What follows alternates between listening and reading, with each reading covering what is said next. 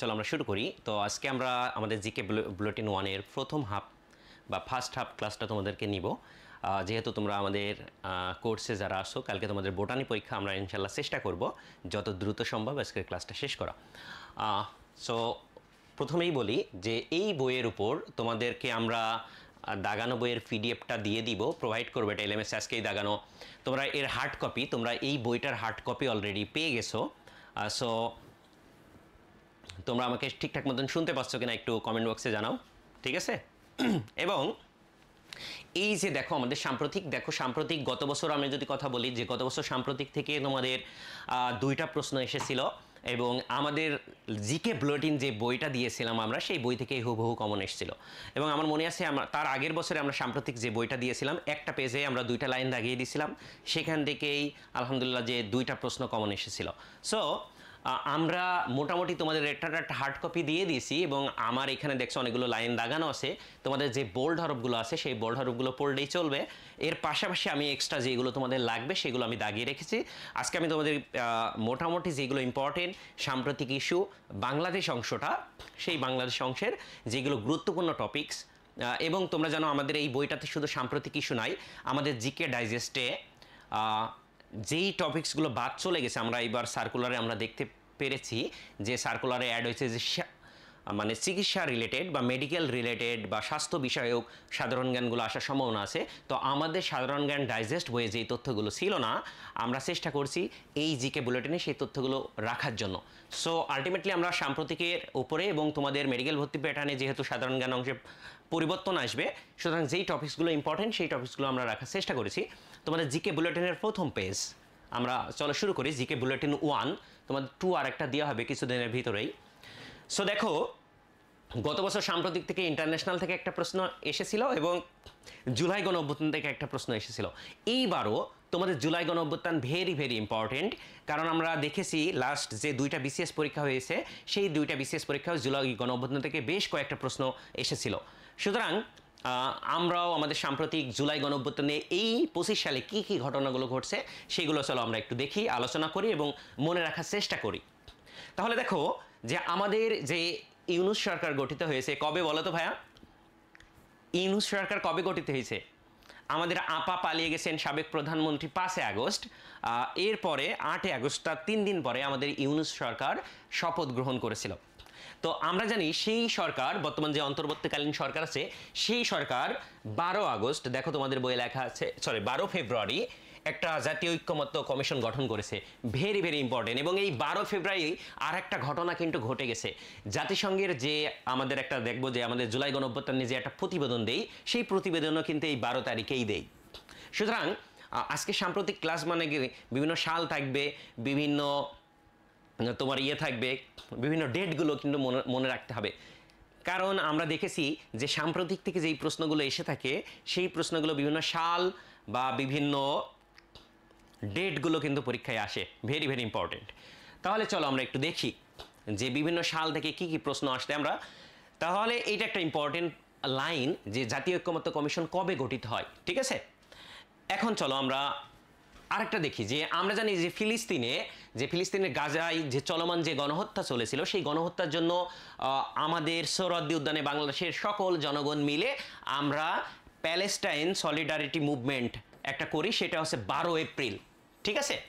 এবং আরেকটা important topic যে জুলাই গণ অভ্যুত্থান অধিদপ্তর কবে প্রতিষ্ঠা করা হয়, এটা মুক্তিযুদ্ধ মন্ত্রণালয়ের অধীনে 23 এপ্রিল, এই 25 সালে 23 এপ্রিল গঠিত হয়। Very very important. এই 3টা ডেট একটু কষ্ট করে তোমাদের মনে রাখতে হবে, কারণ এইগুলো মেডিকেল ভর্তি পরীক্ষার জন্য ইম্পর্টেন্ট। এবং আমরা জানি যে গত বছর 24 সালে 5 আগস্ট শেখ হাসিনা পালিয়ে যান এবং এই বছরের 5 আগস্ট আমাদের এই জুলাই ঘোষণাপত্র পাঠ করা হয়। একটু পরে আমরা জুলাই ঘোষণাপত্র নিয়ে ডিটেলস পড়বো, জানবো। সুতরাং এটা ভেরি ভেরি ইম্পর্টেন্ট। হ্যাঁ, তোমরা এটা স্টার দিয়ে রাখতে পারো। এবার আমরা জুলাই গণ অভ্যুত্থানে যেই ঘটনাগুলো 24 সালে ঘটেছিল, সেই ডেটগুলো নিয়ে কয়েকটা দিবস আছে, সেই দিবসগুলো আমরা একটু জানার চেষ্টা করব, কোন দিবসগুলো তোমাকে মনে রাখতে হবে এবং পরীক্ষায় আসার মতন। তাহলে আসো, এই যে আমরা এখানে যতগুলো অনেকগুলো ডেট ছিল, আমরা সবগুলো রাখি নেই আমাদের বইয়ে, যেইগুলো ইম্পর্টেন্ট সেই ডেটগুলো আমরা রাখার চেষ্টা করেছি। এর ভিতর থেকে আবার দেখো যে বাংলা ব্লকেড এই শব্দটি আমরা প্রথম তোমাদের এই যে জেনজি জেনারেশন বা জেনারেশন জেড এরাই এই বাংলা ব্লকেড শব্দটির প্রবর্তন করে, এটা 6 জুলাই, ঠিক আছে। এরপরে কমপ্লিট শাটডাউন ঘোষণা করা হয় 17 জুলাই। এটা একটু লেস ইম্পর্টেন্ট, যদি মনে না রাখতে পারো কোনো সমস্যা নেই, তবে আমাদের এই জিনিসটা ইম্পর্টেন্ট, দ্রোহযাত্রা। এই দ্রোহযাত্রা 1 তারিখ ঘোষণা দেওয়া হয়, কিন্তু এটা পালন করা হয় কিন্তু 2 তারিখ, 2রা আগস্ট, ঠিক আছে। And 4 August march to Dhaka এটা ঘোষণা করা হয়, এবং এই মার্চ টু ঢাকা আসা হয় 5 আগস্ট, অ্যান্ড ওই দিনই শেখ হাসিনা পালিয়ে যান। মোটামুটি এতটুকু আমাদের জানলেই চলবে।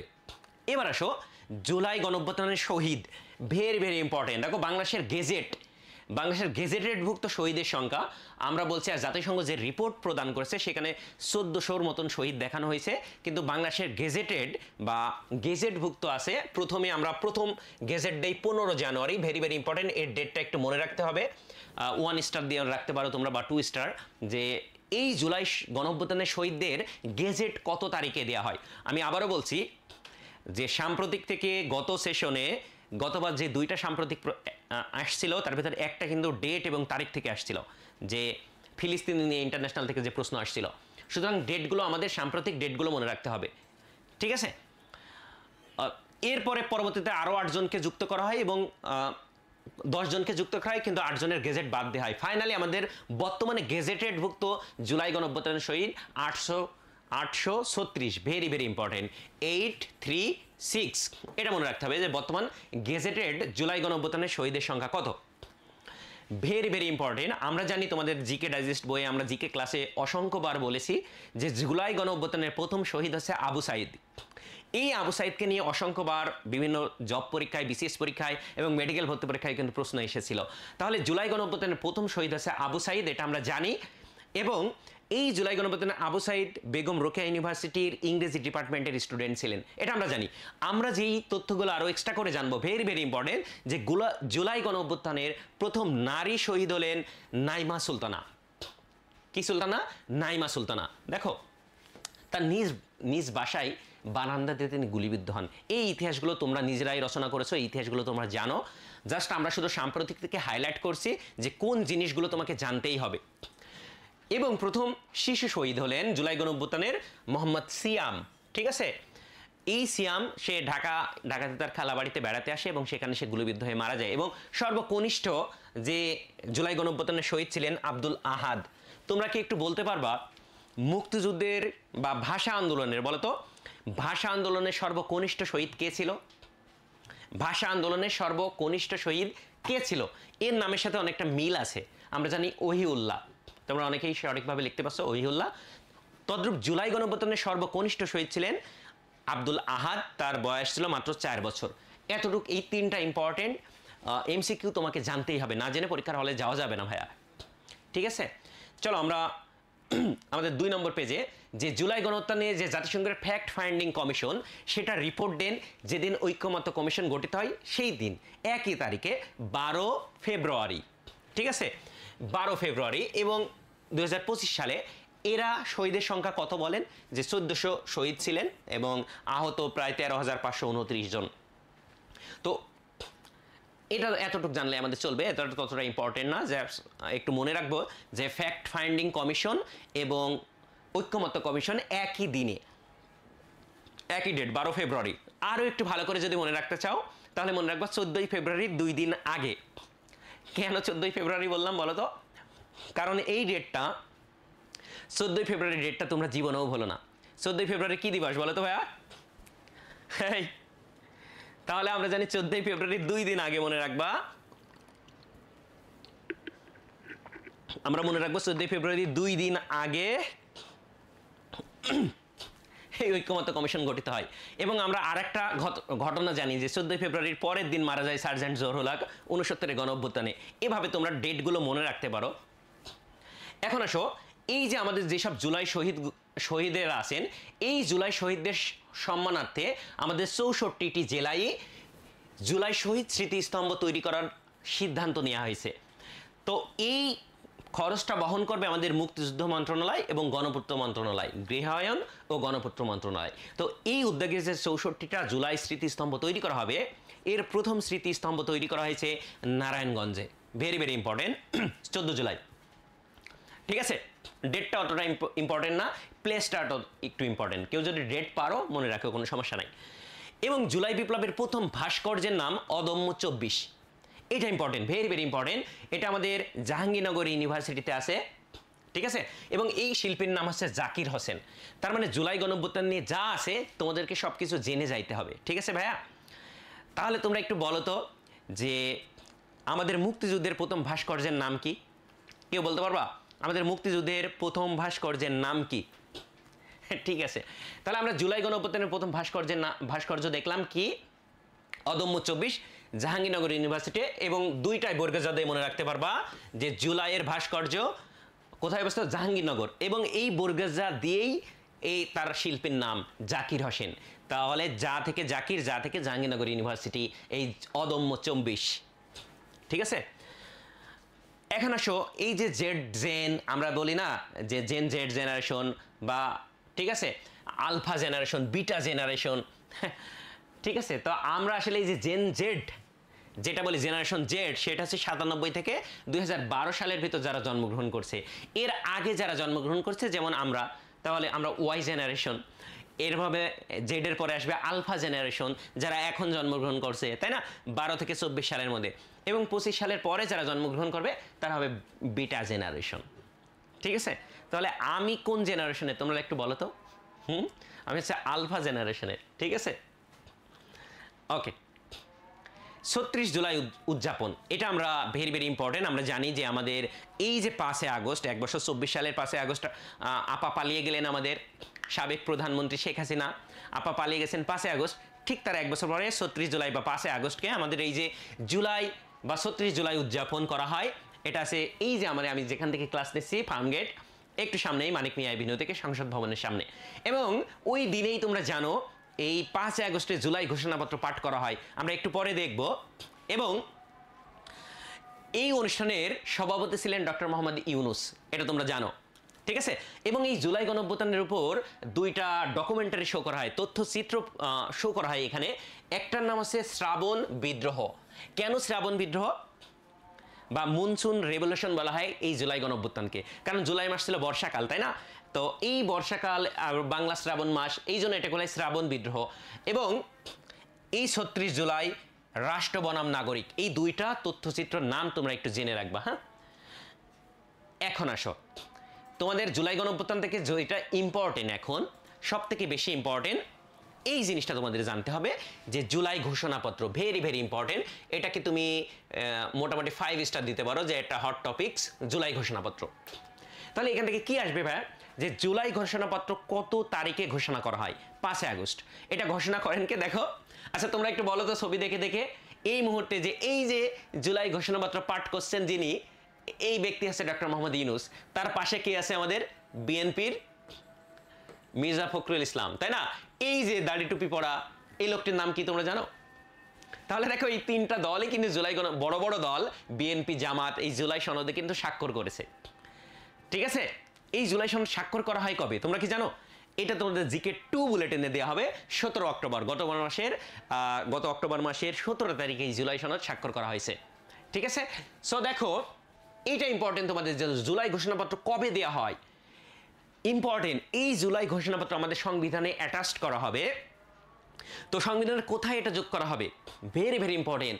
আমাদের সংবিধানের আগে 7টা তফসিল ছিল, 7টা তফসিল ছিল।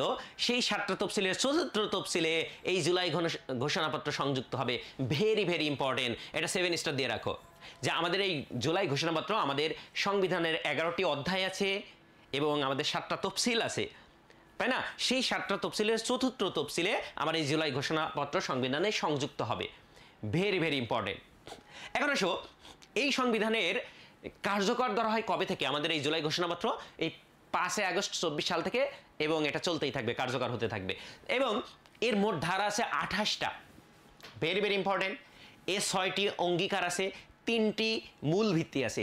এই 3টি মূল ভিত্তি আমরা মনে রাখতে পারি স্যার সলিমুল্লাহ মেডিকেল কলেজ দ্বারা। ঠিক আছে, সসাময়িক। তাহলে স্যার সলিমুল্লাহ মেডিকেল কলেজ, তাহলে এটা আমরা মনে রাখতে পারি যে সাম্য, সামাজিক মর্যাদা বা সামাজিক সুবিচার, আর ম থেকে মানবিক মর্যাদা। এর যে তিনটি মূল ভিত্তি আছে আমরা একটা মেডিকেলের নাম দিয়ে মনে রাখতে পারি, ঠিক আছে? সাম্য, সামাজিক সুবিচার এবং মানবিক মর্যাদা। দেখো আমি বইটা আগে থেকেই দাগিয়ে রাখছি, তোমাদেরকে আবারও বলছি, তোমরা যারা আমাদের কোর্সের ইনরোল্ড স্টুডেন্ট আছো তোমাদেরকে এলএমএসে তোমাদের অলরেডি হার্ড কপি দিয়ে দেওয়া হয়েছে, এবং এলএমএসে যে আমরা দাগানো বইয়ের যে পিডিএফটা দিচ্ছি এই জিকে 1 বা জিকে 1 বুলেটিনের পিডিএফটা তোমাদেরকে দিয়ে দেওয়া হবে, ঠিক আছে ভাইয়া?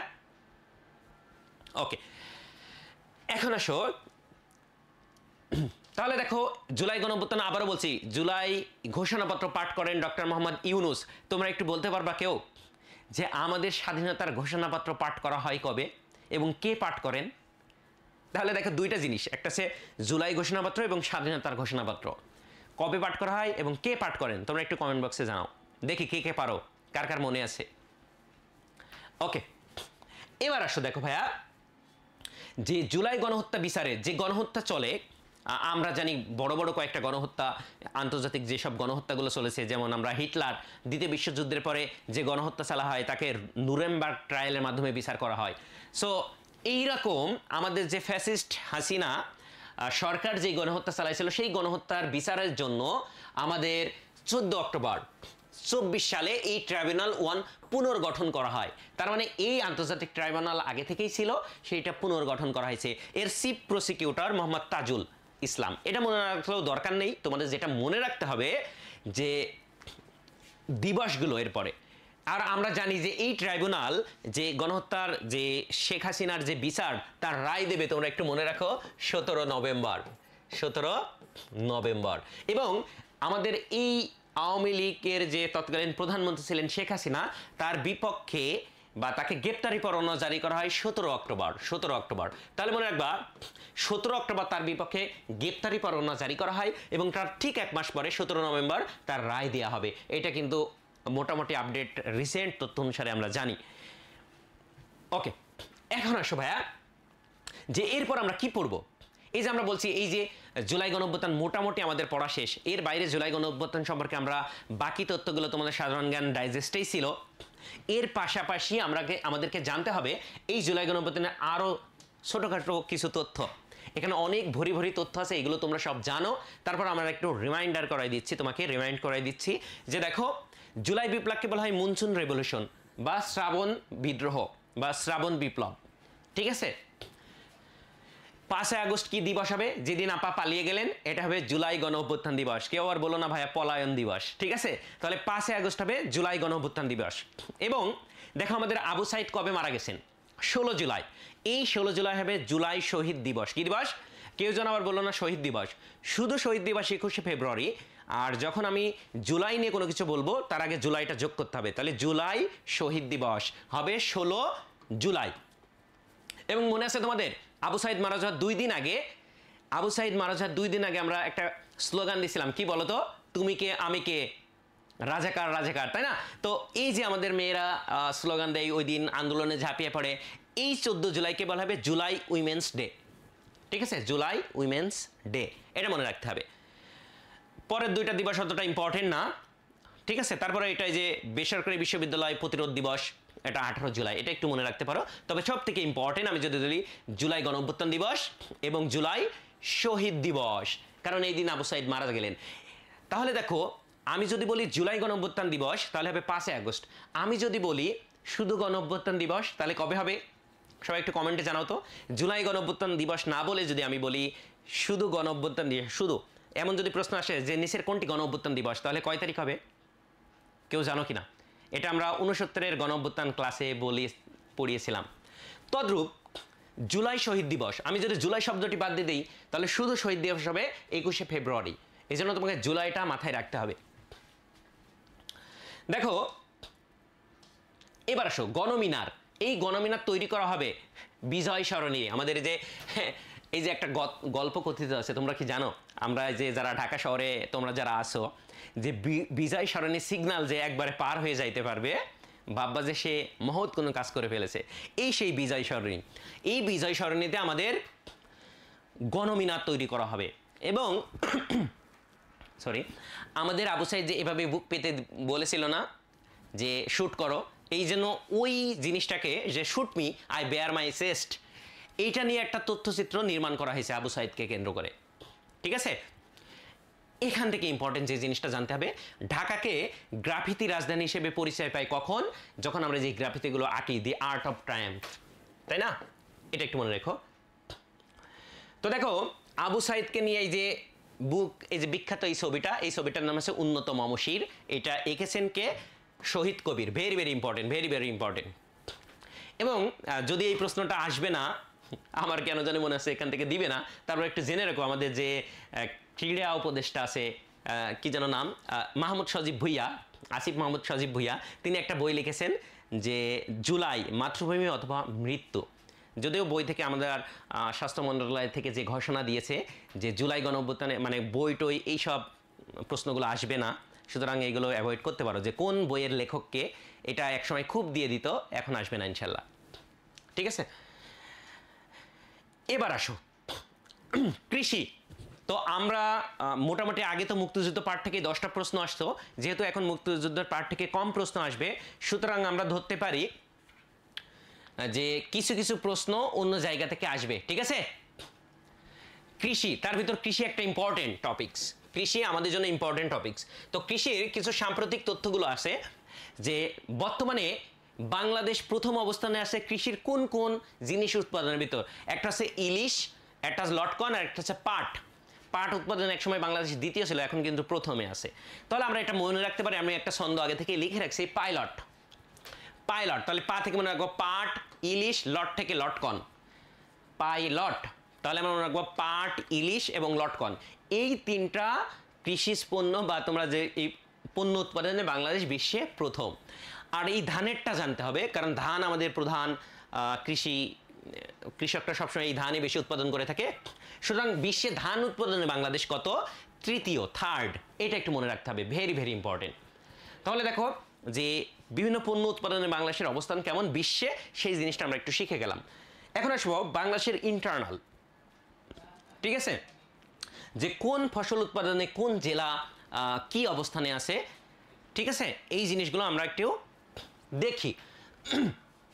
তাহলে দেখো সবগুলো এইগুলো তোমরা জীবনে মনে রাখতে পারবা না, এই জন্য আমি কিছু টেকনিক দিচ্ছি, তুমি একটু বোর্ডের দিকে খেয়াল করো।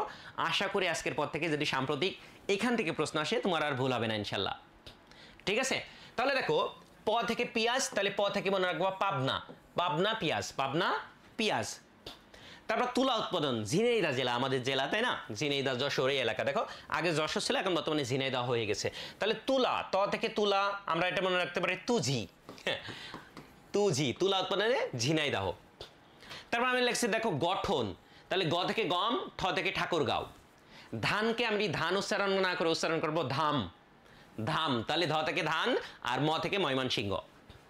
পাট, প ফ, তাহলে পাট উৎপাদন হবে ফরিদপুর।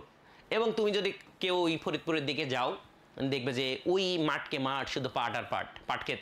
ঠিক আছে, আর বাকিগুলো অতটা সিগনিফিকেন্ট না, তুমি চাইলে মুখস্থ করতে পারো যেগুলো ইম্পর্টেন্ট। আচ্ছা তোমাদের একটা বলি, তামাক উৎপাদনে শীর্ষ জেলা কোনটি হবে? এটা তো তোমরা সবসময় জানো যে তামাক উৎপাদনে শীর্ষ জেলা কোনটি। কেউ আসরে এই যে কুষ্টিয়া যে শীর্ষ জেলা, লালনের জেলা, ঠিক আছে, তামাক উৎপাদনে তারা শীর্ষ। এই কুষ্টিয়ার 26টি গ্রামকে বলা হয় গোল্ডেন ভিলেজ। কেন? গাঁজা উৎপাদনের জন্য। তার মানে গাঁজা, তামাক বাংলাদেশে সব থেকে বেশি উৎপাদন হয় কুষ্টিয়াতে। এইগুলোর ভিতর সব থেকে ইম্পর্টেন্ট তোমাদের মেডিকেল ভর্তি পরীক্ষার জন্য যে চা উৎপাদনের শীর্ষ জেলা কোনটি? মৌলভীবাজার। এবং এটা তোমাদের জন্য আরো ইম্পর্টেন্ট, একটু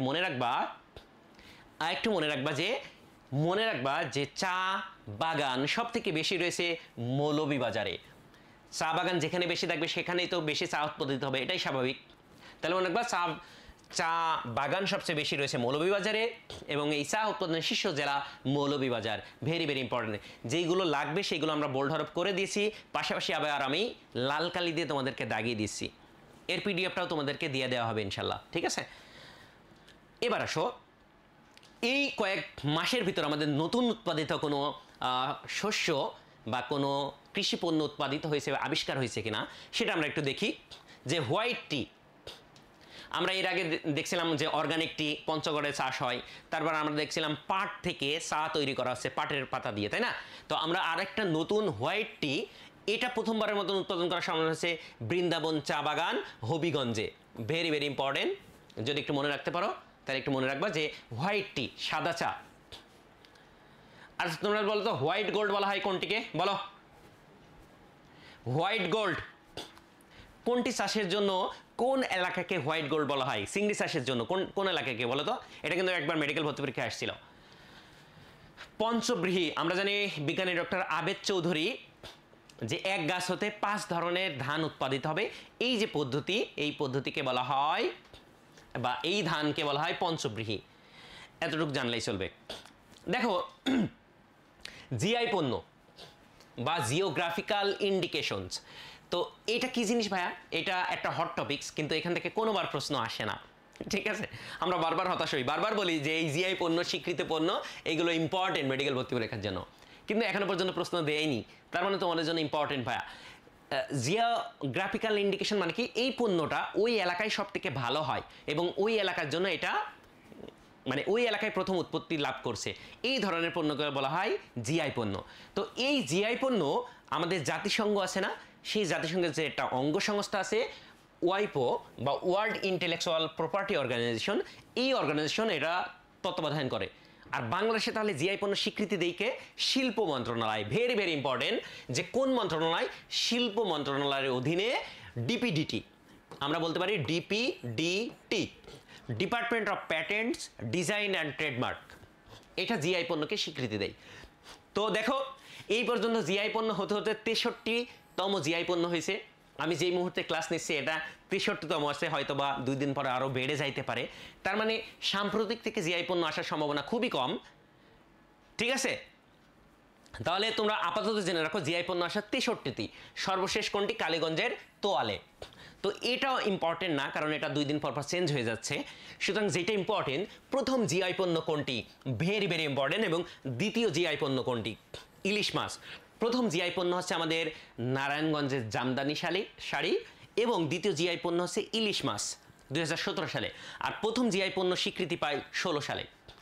তার মানে জিআই স্বীকৃত যতগুলো পণ্য আছে এগুলো সর্বশেষ তার থেকে তোমাকে মনে রাখতে হবে প্রথম কোনগুলো, এগুলো ভেরি ভেরি ইম্পর্টেন্ট, ঠিক আছে?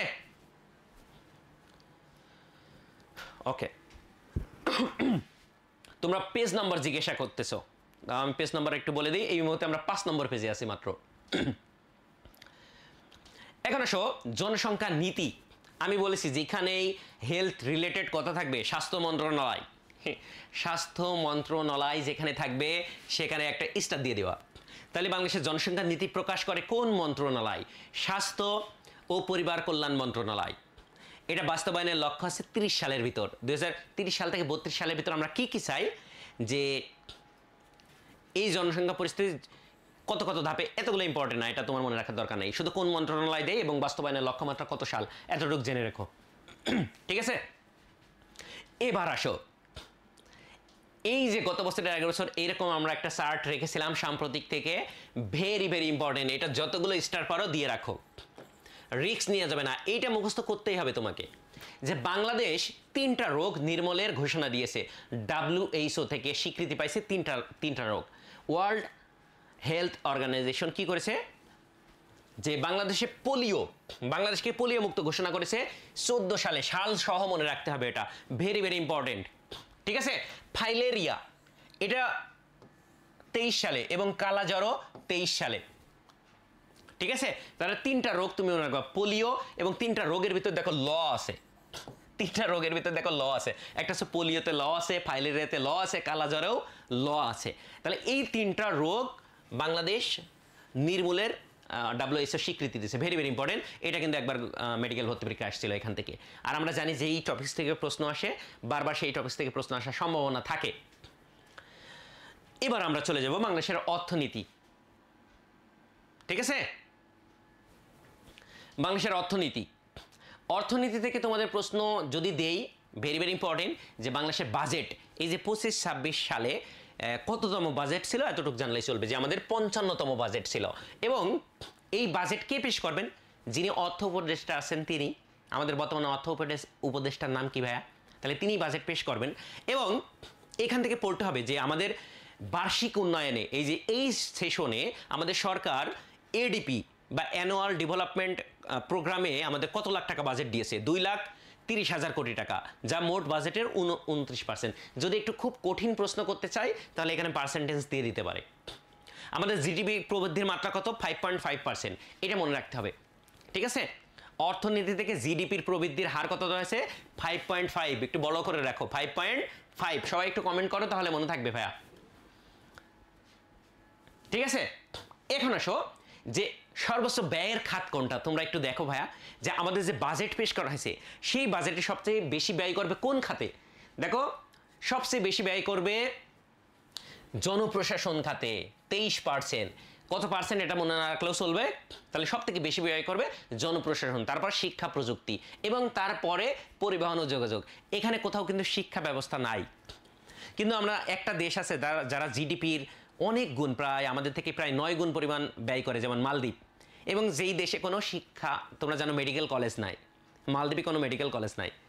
বাংলাদেশ থেকে সকল ডাক্তারগুলো ওখানে যায় জব করতে। যাই হোক, তাহলে আমরা বাজেট থেকে কি পড়বো? এটা 55তম বাজেট। এটা সর্বাধিক ব্যয় করেছেন কোন খাতে?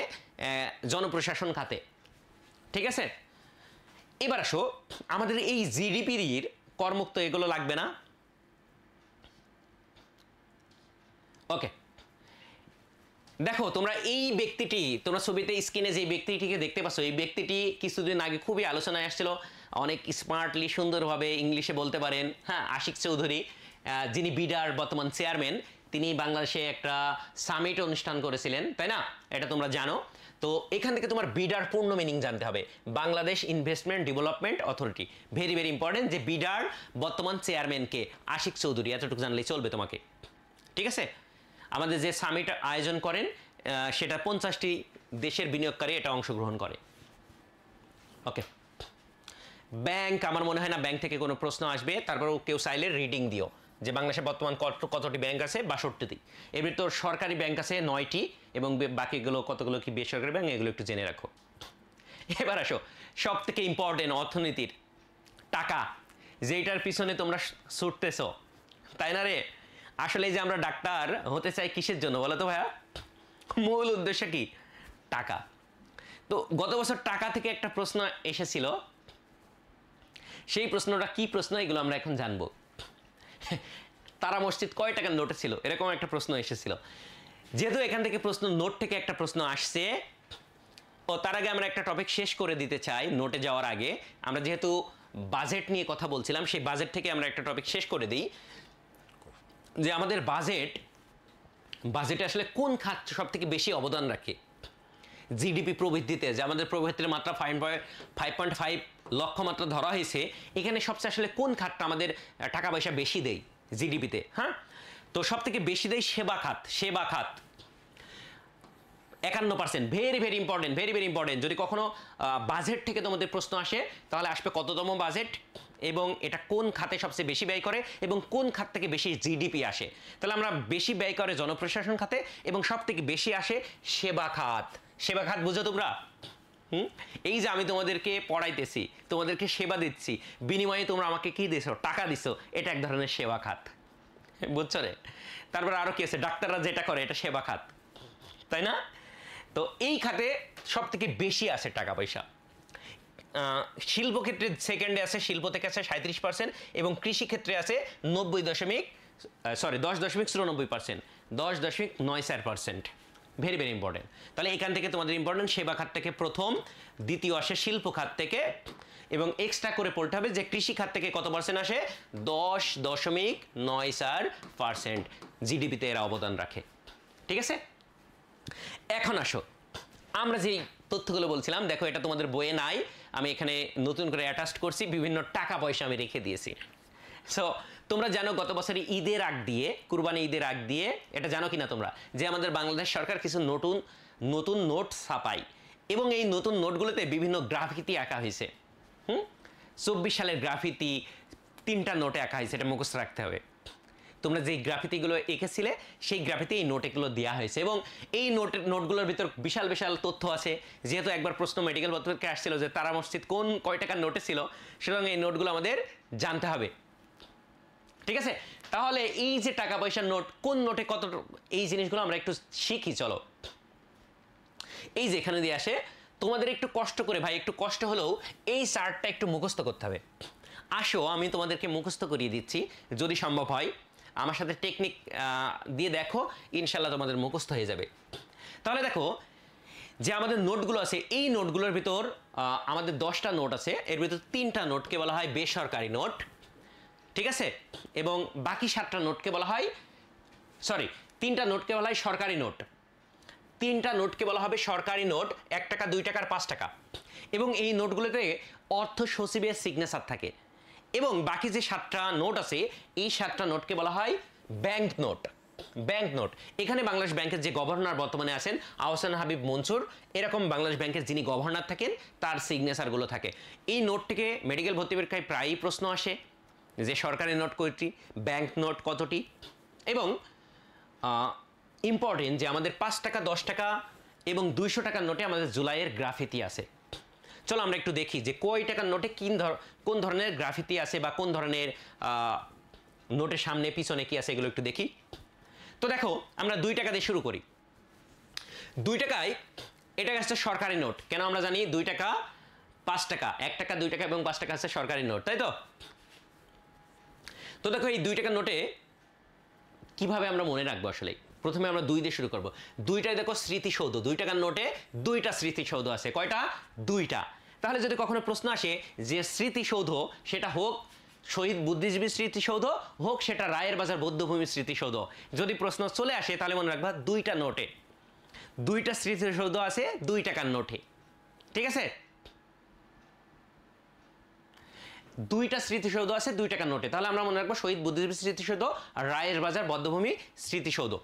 ওকে, এবার দেখো আমরা তো আগে থেকেই জানছি যে গ্রাফিতি আছে 5 টাকার নোট, তারপরে আছে 10 টাকার নোট এবং 200 টাকার নোটে। তাহলে এক পাশে এই জিনিসগুলো আমাদের মুখস্থ হয়ে গেল, এই 2টা নোট। এই যে তারা মসজিদ, এটা কিন্তু একবার আসছিল যে তারা মসজিদ কয় টাকার নোটে আছে। এখন নতুন যে নোট, সেই নোটের 5 টাকার নোটে তারা মসজিদ আছে, এটা একটু মুখস্থ করে নিবা। 10 টাকার নোটে, তাহলে আমরা দেখো প্রথমে স্মৃতিসৌধে শুরু করলাম, 2টা স্মৃতিসৌধ 2 টাকার নোটে আছে, 5 টাকার নোটে মসজিদ আছে, 10 টাকার নোটে আমাদের যেহেতু সবচেয়ে বড় আমাদের জাতীয় মসজিদ বাইতুল মোকাররম, এটা 10 টাকার নোটে আছে।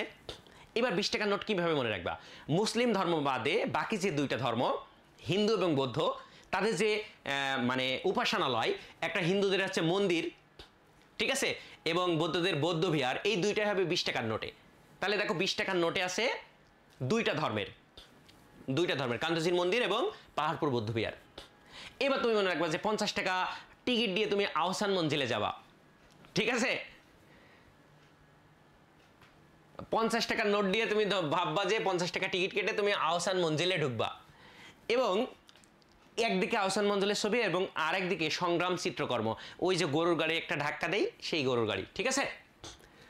এবার আসো, আমরা 100 টাকাকে গ্রামাঞ্চলের লোকজন বলে 100 টাকা, 100, ঠিক আছে? 100কে কি বলে? 100। তাহলে দেখো ওই 100 টাকার নোটে 2টা 100 আছে, 100 থেকে বা সাউন্ডে মিল পায় 60 গম্বুজ মসজিদ এবং 100 থেকে সুন্দরবন, এবং 2টা একই এলাকার। তাহলে মনে রাখবা 100 থেকে 2টা সাউন্ড হবে 60 গম্বুজ মসজিদ এবং সুন্দরবন। 200 টাকার নোট, 200 টাকার নোটে আমরা আগেই জানি একদিকে গ্রাফিতি আসে এবং একদিকে ঢাকা ইউনিভার্সিটি আসে, এটা একটু মনে রাখবা। কেন্দ্রীয় শহীদ মিনার, 500 টাকার নোটটা একটু মুখস্থ করিও। এবং আমাদের সব থেকে বড় নোট কোনটা ভাইয়া? 1000 টাকার নোট। সব থেকে বড় নোট 1000 টাকার নোট, এবং এই 1000 টাকার নোটে 2টা জাতীয় জিনিস আছে আমাদের, দেখবা জাতীয় বড় বড় জিনিস, তার মানে জাতীয় স্মৃতিসৌধ এবং জাতীয় সংসদ ভবন। তাহলে 1000 টাকার নোট আমরা মনে রাখবো জাতীয়, বিশাল বড় পরিসর, জাতীয় পরিসরের 2টা জিনিস থাকে, যেহেতু 1000 টাকার নোট সব থেকে বড় নোট। ওকে, আর আমি বিশ্বাস করি তোমাদের এরকম টেকনিক লাগবে না, তুমি নিজেই পারবে, ঠিক আছে? যে পারবা সে মনে রাখবা, যে পারবা না এভাবে মনে রাখতে পারো। আর এই যে টাকা পয়সাগুলো, এরপরেও যদি না পারো ভাইয়া, পরীক্ষার হলে আল্লাহর রাস্তায় নোটগুলো নিয়ে যেও, যদি অ্যালাউ করে। পরীক্ষার হলে যদি টাকা নিতে দেই তাহলে টাকাগুলো নিয়ে যাও, ঠিক আছে?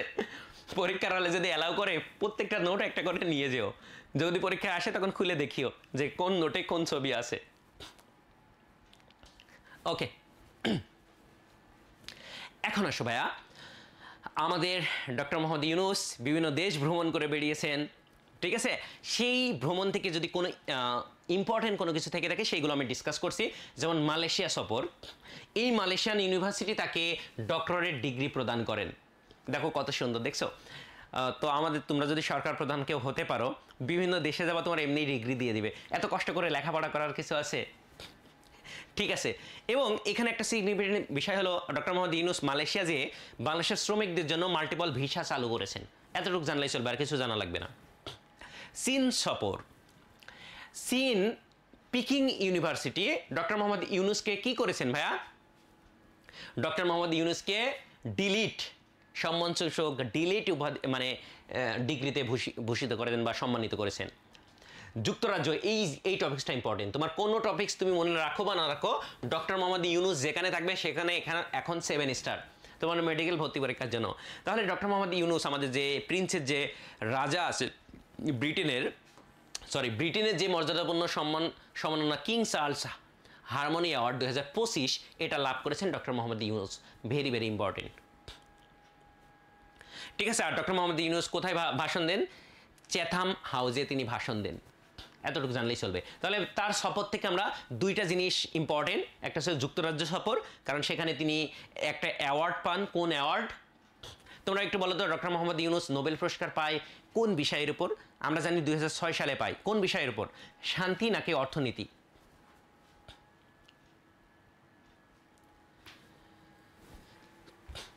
ওকে, তোমরা যারা কেউ যদি মানে ক্লাস করতেছো, ক্লাস করতে করতে যদি উল্টাপাল্টা কোনো কমেন্ট করো, তাকে ব্যান্ড করে দিব কিন্তু আমরা, ঠিক আছে? তুমি ক্লাসে আসো, ক্লাস থেকে চলে গেছো দিল্লিতে, এটা তো হলো না। ক্লাসে মনোযোগী থাকো। আর যার উল্টাপাল্টা করবা, অন্য চিন্তা ভাবনার জন্য এখানে আসছো, তারা ক্লাস থেকে দয়া করে লিভ নাও, ঠিক আছে? ওকে, ঠিক আছে। কিছু দুষ্ট পোলাপান থাকে। এবার আসো জাপান সফর। সেম, আমরা ডিলিট উপাধি দুইটা বিশ্ববিদ্যালয় দিই, একটা হচ্ছে পিকিং বিশ্ববিদ্যালয় এবং জাপানের আরেকটা বিশ্ববিদ্যালয় ডক্টর মোহাম্মদ ইউনূসকে সোকা বিশ্ববিদ্যালয়। ইউনিভার্সিটিগুলোর নাম দেখছো? সোকা। ওকে, দেখো আমাদের এই সরকার তেমন কোনো ইনফ্রাস্ট্রাকচার ডেভেলপ করে নাই, তেমন কোনো কিছুই বানায় নাই। যেহেতু একটা জিনিসে উদ্বোধন করেছেন, সেটা হচ্ছে কি? দ্বিতীয় তিস্তা সেতু বা মাওলানা ভাসানী সেতু।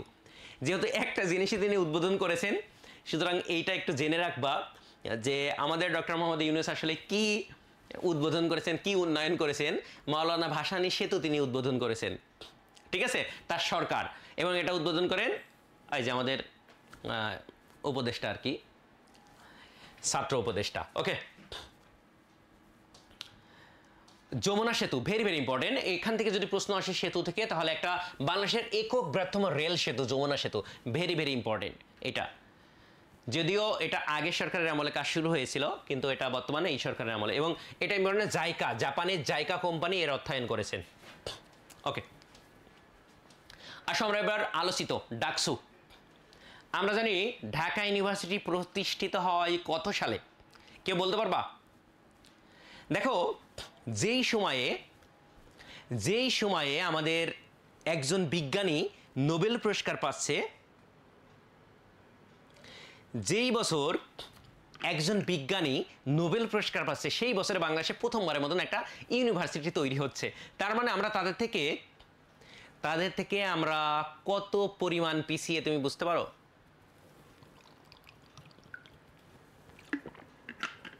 বলো তো ভাইয়া, 21 সালে নোবেল পুরস্কার কে পাই? তোমাদের আপেক্ষিকতার সূত্র কে দিয়েছেন? E=mc² সূত্র কে দিয়েছেন? যাই হোক, দেখো অন্যান্য দেশের বিজ্ঞানীরা যখন আমাদের নোবেল পুরস্কার পাচ্ছে, তখন আমাদের ইউনিভার্সিটি সৃষ্টি হচ্ছে 21 সালে। এবং 22 সালে আমাদের এই ডাকসু প্রতিষ্ঠিত হয়, Dhaka university central students union. এই ডাকসুকে বলা হয় বাংলাদেশের দ্বিতীয় সংসদ। তোমরা এই ডাকসু নির্বাচন খেলে বিএনপি, ছাত্রদল, শিবির, তারপর অন্যান্য পলিটিক্যাল বামরা কি পরিমাণ ফাইট করছে, কারণ এটাকে বলা হয় বাংলাদেশের দ্বিতীয় সংসদ, ঠিক আছে? তো এইরকম বাংলাদেশের প্রথম ডাকসুর ভিপি ছিলেন বাংলাদেশের প্রথম ডাকসুর ভিপি ছিলেন মমতাজ উদ্দিন আহমেদ, প্রতিষ্ঠাকালীন ভিপি, এবং জিএস ছিলেন যোগেন্দ্রনাথ সেনগুপ্ত। এটা যদিও তোমাদের মেডিকেলের জন্য অতটা ইম্পর্টেন্ট না, কেউ যদি ঢাকা ইউনিভার্সিটির পরীক্ষায় পরীক্ষা দাও বি ইউনিটে, তার জন্য ইম্পর্টেন্ট। তারপর আমরা একটু শিখে রাখি যদি পরীক্ষায় চলে আসে। এবং ডাকসুর ইতিহাসের প্রথম নারী ভিপি হচ্ছেন বেগম জাহানারা আক্তার। ঠিক আছে, দুইজন নারী ভিপি আছেন ইতিহাসে, একজন হচ্ছে জাহানারা আক্তার, একজন হচ্ছে মাহফুজা খানম। তো এর ভিতরে প্রথম নারী ভিপি দ্বারা হয় জাহানারা আক্তারকে। এবং আমাদের আকাঙ্ক্ষিত 38তম ডাকসুর, তোমরা আরেকটা জানো না, পিপি নূর নাকি ভিপি নূর? ঠিক আছে, সো আমরা সর্বশেষ যে ডাকসুর 38তম নির্বাচন হলো, ডাকসু নির্বাচন 38তম, সেখানে যে ঐক্যবদ্ধ শিক্ষার্থী জোট বাংলাদেশ ইসলামী ছাত্র শিবির থেকে সাদিক কায়েম বিপি হয়েছেন, এস এম ফরহাদ জিএস এবং এজিএস মোহাম্মদ মহিউদ্দিন খান, তাই না? এখানে আমরা জানি যে ইসলামী ছাত্র শিবির তাদের যে প্যানেল ছিল পুরো প্যানেল সহই ম্যাক্সিমাম জয়লাভ করেছে। ওকে, দেখো আমাদের এখান থেকে আমাদের যে ভাস্কর বা চিত্রশিল্পী ছিলেন হামিদুজ্জামান খান, তিনি মারা গেছেন 20 জুলাই। আমরা যে হারানো ব্যক্তিত্ব এই 25 সালে যাদেরকে যেসব কীর্তিমান মানুষদেরকে আমরা হারিয়েছি, তাদের ভিতরে একজন ছিলেন হামিদুজ্জামান খান। ঠিক আছে, সো এই হামিদুজ্জামান খানের বিখ্যাত কয়েকটা উল্লেখযোগ্য ভাস্কর্য আছে। যেহেতু এই বছরে তিনি মারা গেছেন, তার স্থাপত্য ভাস্কর্য থেকে প্রশ্ন আসতে পারে, এই জন্য আমরা তার উল্লেখযোগ্য যেসব স্থাপত্যগুলো সেইগুলো আমরা তোমাদের জিকে বুলেটিনে দিয়ে দিয়েছি। এবং তার উল্লেখযোগ্য স্থাপত্যগুলো আমরা একটা ছন্দের সাহায্যে মনে রাখতে পারি। তোমরা চাইলে লিখতে পারো অথবা স্ক্রিনশট দিতে পারো যে হামিদুজ্জামান খান, আমরা এটা মনে রাখবো, হামিদুজ্জামান খান স্বাধীন বাংলায় স্ববিজয়ে শান্তির পতাকা ওড়ালো বা শান্তির পায়রা ওড়ালো। ঠিক আছে, এটা আমরা মনে রাখতে পারি কি, হামিদুজ্জামান খান স্বাধীন বাংলায় স্ববিজয়ে শান্তির পায়রা ওড়ালো। তাহলে দেখো হামিদুজ্জামান খানের বিখ্যাত স্থাপত্য শিল্পগুলো কি কি ছিল। স্বাধীন থেকে আমরা মনে রাখতে পারি স্বাধীনতা চিরন্তন, যেটা উন্মুক্ত বিশ্ববিদ্যালয়ে অবস্থিত। তারপরে বাংলা থেকে আমরা মনে রাখতে পারি জাগ্রত বাংলা। স থেকে মনে রাখতে পারি সংসপ্ত, ভেরি ভেরি ইম্পর্টেন্ট। এই সংসপ্ত নামে কিন্তু শহীদুল্লাহ কায়সারের একটা বিখ্যাত উপন্যাস আছে, সংসপ্ত। আর এই সংসপ্ত যে ভাস্কর্য, সেটা জাহাঙ্গীরনগর ইউনিভার্সিটিতে এই হামিদুজ্জামান খানের, ভেরি ভেরি ইম্পর্টেন্ট। সংসপ্ত ভেরি ভেরি ইম্পর্টেন্ট। তাহলে স্বাধীন বাংলায় জাগ্রত বাংলা, স থেকে মনে রাখবো সংসপ্ত, বিজয় থেকে আমরা মনে রাখবো বিজয় কেতন, এইটাও ইম্পর্টেন্ট। তোমরা জানো যে আগরতলা ষড়যন্ত্র মামলা, ঠিক আছে, তোমরা এটা জানো না ভাইয়া, যে আগরতলা ষড়যন্ত্র মামলায় শেখ মুজিবুর রহমানকে ঢাকা ক্যান্টনমেন্টে বন্দি করে রাখা হয়। যেই রুমের ভিতর বন্দি করে রাখা হয় সেই রুমটাকে বলা হয় বিজয় কেতন, তাই না? তো সেই বিজয় কেতনের সামনে, এটা একটা বিজয় কেতন আছে, কিন্তু সেই জাদুঘরের সামনে আর একটা স্থাপত্য বা ভাস্কর্য বানানো হয়েছে বিজয় কেতন নামেই, যেটা বানাইছেন হামিদুজ্জামান খান। ঠিক আছে, এবার আসো দেখো শান্তির পায়রা থেকে আমরা মনে রাখবো শান্তির পায়রা, এটা টিএসসি চত্বরে অবস্থিত। তোমরা যারা টিএসসিতে গেছো বা ঢাকা মেডিকেলে চান্স পাওয়ার পরে যখন ঘুরতে আসবে তখন দেখতে পারবা ইনশাল্লাহ। ওকে,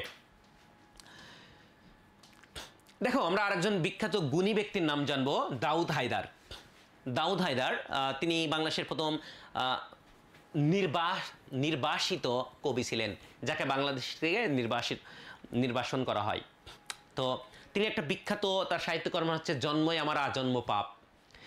যদিও আমাদের স্বাস্থ্য মন্ত্রণালয় থেকে বলছে কোনো বই থেকে প্রশ্ন আসবে না, বা সাহিত্য এই বইটি কে লিখেছেন এইরকম প্রশ্ন আগে ইন্টারন্যাশনাল প্রশ্ন থেকে দিয়ে দিত। এবার আমরা দেখছি সার্কুলারে বা তিনি তার বক্তব্যে মিডিয়াতে যে বক্তব্য দিয়েছিলেন, সেখানে তিনি বলেছিলেন যে বই থেকে প্রশ্ন আসার সম্ভাবনা খুবই কম। যদি বই থেকে প্রশ্ন না আসে, আর যদি আসতো, তাহলে আমি যদি প্রশ্ন করতাম তাহলে এই প্রশ্নটা দিয়ে দিতাম, জন্মই আমার আজন্ম পাপ। এই বিখ্যাত সাহিত্যকর্মের স্রষ্টাকে এই দাউদ হায়দার, যিনি মারা গেছেন রিসেন্টলি এই 2025 সালে 26 এপ্রিল। এবং আমরা একটু আগে পড়ে আসলাম লালনের এলাকা কুষ্টিয়া, সেই লালন সঙ্গীত বা লালন সম্রাজ্ঞী বলা হয় ফরিদা পারভিনকে, যিনি আমরা একসময় দেখছি বিটিভিতে গান শিখাতেন। তিনিও মারা গেছেন কিন্তু এই 25 সালে। কবে মারা গেছেন এতটা ইম্পর্টেন্ট না, তাদের সাহিত্যকর্মগুলো বা তাদের বিখ্যাত যে অবদানগুলো বাংলাদেশের জন্য যদি থেকে থাকে সেইগুলো ইম্পর্টেন্ট, তোমরা একবার রিডিং দিও। বিখ্যাত গান যে খাসার ভিতর অসীন পাখি, লালনের যে বিখ্যাত গানগুলো আছে এই গানগুলো তিনি গেয়েছিলেন। ওকে, আরেকজন গুণী ব্যক্তির নাম জানবো আমরা, বদরুদ্দিন ওমর। এই বিখ্যাত ব্যক্তিকে এই 25 সালে তিনি যখন বেঁচে ছিলেন স্বাধীনতা পুরস্কারের জন্য তাকে মনোনীত করা হয় এবং তিনি এটা প্রত্যাখ্যান করেন। মানে চিন্তা করতে পারো, তোমরা কি জানো আমাদের মুক্তিযুদ্ধের একজন ব্যক্তি আছে যাকে বীরশ্রেষ্ঠ দেওয়া হয়নি বলে তার যে খেতাব দেওয়া হয় সেই খেতাবটা সে প্রত্যাখ্যান করেছিল। আমাদের যে 676 জন খেতাবপ্রাপ্ত আছেন তার ভিতরে একজন ব্যক্তি ছিলেন যিনি তার খেতাব বীর প্রতীক খেতাবকে প্রত্যাখ্যান করেছিলেন। নাম জানো তার?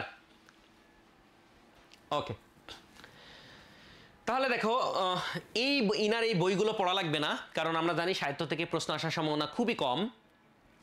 তারপরে যদি আসে তোমরা একবার রিডিং দিও, জাস্ট নামগুলো জেনে রাখো। দেখো আমাদের এই 25 সালের 21 জুলাই, 25 সালের জুলাই মাসে আমাদের আরেকটা ট্র্যাজেডি ঘটে যায়। তোমরা একটা জানো যে মাইলস্টোন ট্র্যাজেডি। মাইলস্টোনের কেউ আছে তোমরা ভাইয়া? এই যে একজন সুন্দর করে লেখছে, একটু আগে যে প্রশ্নটি ধরেছিলাম, দেওয়ান মাহবুবুর রহমান সাদি, যিনি কি করেছিলেন, তার খেতাবটাকে বর্জন করেছিলেন। ঠিক আছে, ওকে। কালকে ক্লাস আছে বোটানি, তো সমস্যা তো নাই, বোটানি তোমাদের সব পড়া, 1 ঘন্টা একটু এদিকে ব্যয় করো। অথবা যার পরীক্ষার সাথে পড়তে চাও, এটা আমাদের LMS এর রেকর্ডেড থাকবে, তারা পেয়ে যাবে ইনশাল্লাহ। ঠিক আছে, তো আসো যে মাইলস্টোন ট্র্যাজেডি, এই যে মাইলস্টোন ট্র্যাজেডি এটা কবে ঘটে, এটা ইম্পর্টেন্ট, এটা মনে রাখতেই হবে। ঠিক আছে, এবং যেই বিমানটি আঘাত করে সেই বিমানের নাম আছে FT-7 BGI বিমান। ঠিক আছে, এবং আমাদের একজন শিক্ষিকা আছেন মাইলস্টোনের, মেহরিন চৌধুরী। তিনি আমরা দেখেছি মিডিয়াতে যে তিনি তার স্টুডেন্টকে বাঁচানোর জন্য তিনি প্রাণ দিয়ে দিয়েছিলেন। এই মহতী নারীর জন্য তার নামে শিক্ষা মন্ত্রণালয় কি করেছেন, একটা অ্যাওয়ার্ড চালু করেছেন, যে মেহরিন চৌধুরী অ্যাওয়ার্ড। আমরা এটার জন্য স্যালুট জানাই তাকে। ঠিক আছে, তো এই তথ্যগুলো যেহেতু রিসেন্টলি ঘটে গেছে, সাম্প্রতিক, এই বিষয়গুলো তোমাদেরকে জানা উচিত। পদক পুরস্কার, তোমাদের LMS এ যেই ক্লাসগুলো ছিল পদক পুরস্কারে, সেখানে আমরা স্কিপ করে বলেছিলাম যে পদক পুরস্কার থেকে সাম্প্রতিক যে পুরস্কারগুলো আছে সেগুলো তোমাদেরকে জানতে হবে। যেমন নোবেল সাম্প্রতিক কে পাইছেন, এরকম আন্তর্জাতিক মাতৃভাষা পুরস্কার, এটা মনে হয় না কবে প্রদান করা হয়, 21শে ফেব্রুয়ারি। এবং প্যারিসের দূতাবাসকে, প্রতিষ্ঠান হিসেবে প্যারিসের দূতাবাসকে এই বছর এই পুরস্কার দেওয়া হয়েছে। কারণ আমরা জানি 1999 সালে ইউনেস্কো আমাদের মাতৃভাষাকে, আমাদের রাষ্ট্রভাষাকে আন্তর্জাতিক মাতৃভাষার স্বীকৃতি দেয়। এই যে অবদান, এই অবদানের জন্য এই প্যারিসের যে দূতাবাস ছিল সেই দূতাবাসকে সম্মানিত করা হয় এই পুরস্কার দিয়ে। এবার সেখান থেকে আমাদের সাহিত্য থেকে পুরস্কার, সাহিত্য থেকে আসার সম্ভাবনা খুবই কম। বাংলা একাডেমি পুরস্কার, এইটা একটু ইম্পর্টেন্ট। ঠিক আছে, যদি আসে বাংলা একাডেমি পুরস্কার, বিজ্ঞান বিষয়ে কে পাইছেন এটা একটু মনে রাখবা। হ্যাঁ, আমাদের জন্য যে এগুলো ইম্পর্টেন্ট। অনুবাদের জন্য কে পাইছেন, আর সলিমুল্লাহ খানের কথা একটু মনে রাখবা, প্রবন্ধ বা গদ্যের, যার টকশো তোমরা বিভিন্ন সময় দেখে থাকো, সলিমুল্লাহ খান। ঠিক আছে, কেউ যদি পারো পুরোটা সব পড়ো, তবে আমি যেই লাইনগুলো দেখাই দিচ্ছি এগুলো পড়লেই মোটামুটি চলবে ইনশাল্লাহ। ঠিক আছে, এবার আসো অন্যান্য পুরস্কারের ভিতর সব থেকে ইম্পর্টেন্ট পুরস্কার অদম্য নারী পুরস্কার, ভেরি ভেরি ইম্পর্টেন্ট। অদম্য নারী পুরস্কার 2025, এটা বাংলাদেশ জাতীয় নারী ক্রিকেট দলকে দেয়া হয়েছে। ঠিক আছে, আমরা একটু দ্রুত এগোই। বাকি টপিকস, এই বিবিধ প্রসঙ্গ, এটা অলরেডি আগে আমরা পড়ে আসছি, এখানে একসাথে সামারাইজ করে দেয়া। তো এই লাইনগুলো ভেরি ভেরি ইম্পর্টেন্ট। উন্নত মহাশির আমরা আগেই পড়ে ফেলছি, শহীদ কবির এটা আমরা আগেই পড়ে ফেলছি। ভেরি ভেরি ইম্পর্টেন্ট, আমাদের যেই বর্তমান সাক্ষরতার হার কত, 77.9%। এই যে ভিন্ন ভিন্ন খাপছাড়া কিছু তথ্য, এগুলো তোমাদের মনে রাখতে হবে। দেখো এখন এই যে 3টে তথ্য আমরা পড়বো, এই 3টা তথ্য তোমাদের জন্য একদম ভেরি ভেরি ইম্পর্টেন্ট, এটা মনে রাখবা, এটা মনে রাখতে হবে। এটা মনে না রেখে পরীক্ষার হলে যাওয়া যাবে না ভাইয়া। সেগুলো কি কি দেখো, যে বাংলাদেশ সবচেয়ে বেশি রপ্তানি করে কোন দেশে, বাংলাদেশ সবচেয়ে বেশি রপ্তানি করা আছে আমেরিকাতে বা যুক্তরাষ্ট্রে। এবং কি সব থেকে বেশি রপ্তানি করে, আমাদের যে তৈরি পোশাকগুলো আছে, যে পোশাক। এবং সবচেয়ে বেশি আমদানি করে কি, চীন থেকে। চীন থেকে আমরা কি কি পণ্য সব থেকে বেশি আমদানি করি, মানে তুলা বা কাপড় বা পেট্রোলিয়াম জাতীয় সামগ্রী সব থেকে বেশি আমদানি করে থাকি আমরা। তবে কোন দেশ থেকে আমদানি করি, চীন থেকে। আর সবচেয়ে বেশি বিক্রি করি বা রপ্তানি করি কোন দেশে? আমেরিকাতে। Very very important. এইটা আরও ইম্পর্টেন্ট, এই তিনটা লাইন ভেরি ভেরি ইম্পর্টেন্ট, যে বাংলাদেশ সব থেকে বেশি শ্রমিক পাঠায় কোন দেশে? বাংলাদেশ সব থেকে বেশি শ্রমিক পাঠায় কোন দেশে হবে? সৌদি আরব। তোমাদের অপশনে থাকবে আবুধাবি বা সংযুক্ত আরব আমিরাত। তো এইগুলো তোমাদের কনফিউজ করে দিতে পারে। দেখো, জাতিসংঘ শান্তিরক্ষা মিশনে বাংলাদেশ একসময় সেনা পাঠানোর দিক দিয়ে প্রথম ছিল, এখন বর্তমানে থার্ড পজিশনে আছে, সম্ভবত এটা একটু দেখে নিও, থার্ড পজিশনে আছে। আর নারী পুলিশ সদস্য পাঠানোর ক্ষেত্রে বাংলাদেশ এখন শীর্ষে রয়েছে। ঠিক আছে, দেখো এখন যেই তথ্যগুলো পড়াবো এটা হচ্ছে খাপসাড়া তথ্য, সব মুখস্থার বিষয়, এগুলো একটু বোরিং লাগতে পারে, যদি মনে না রাখতে পারো এর পিডিএফ দিয়ে দেওয়া হবে, ওখান থেকে একটু মুখস্থ করে নিও। ঠিক আছে, আর বাংলাদেশ প্রথমবারের মতন আম উৎপাদন করেছে কোন দেশে? চীনে। এতটুকু জানলে চলবে। এখন চলে আসো তোমাদের সবচেয়ে মজার টপিকস, তোমাদের স্বপ্নের জায়গাগুলো আমরা এখন একটু দেখাবো। এটা সাম্প্রতিক প্রশ্ন না। এখন তোমাদের প্রশ্ন হতে পারে, ভাই এইগুলো সাম্প্রতিকে কেন রাখছেন? কারণ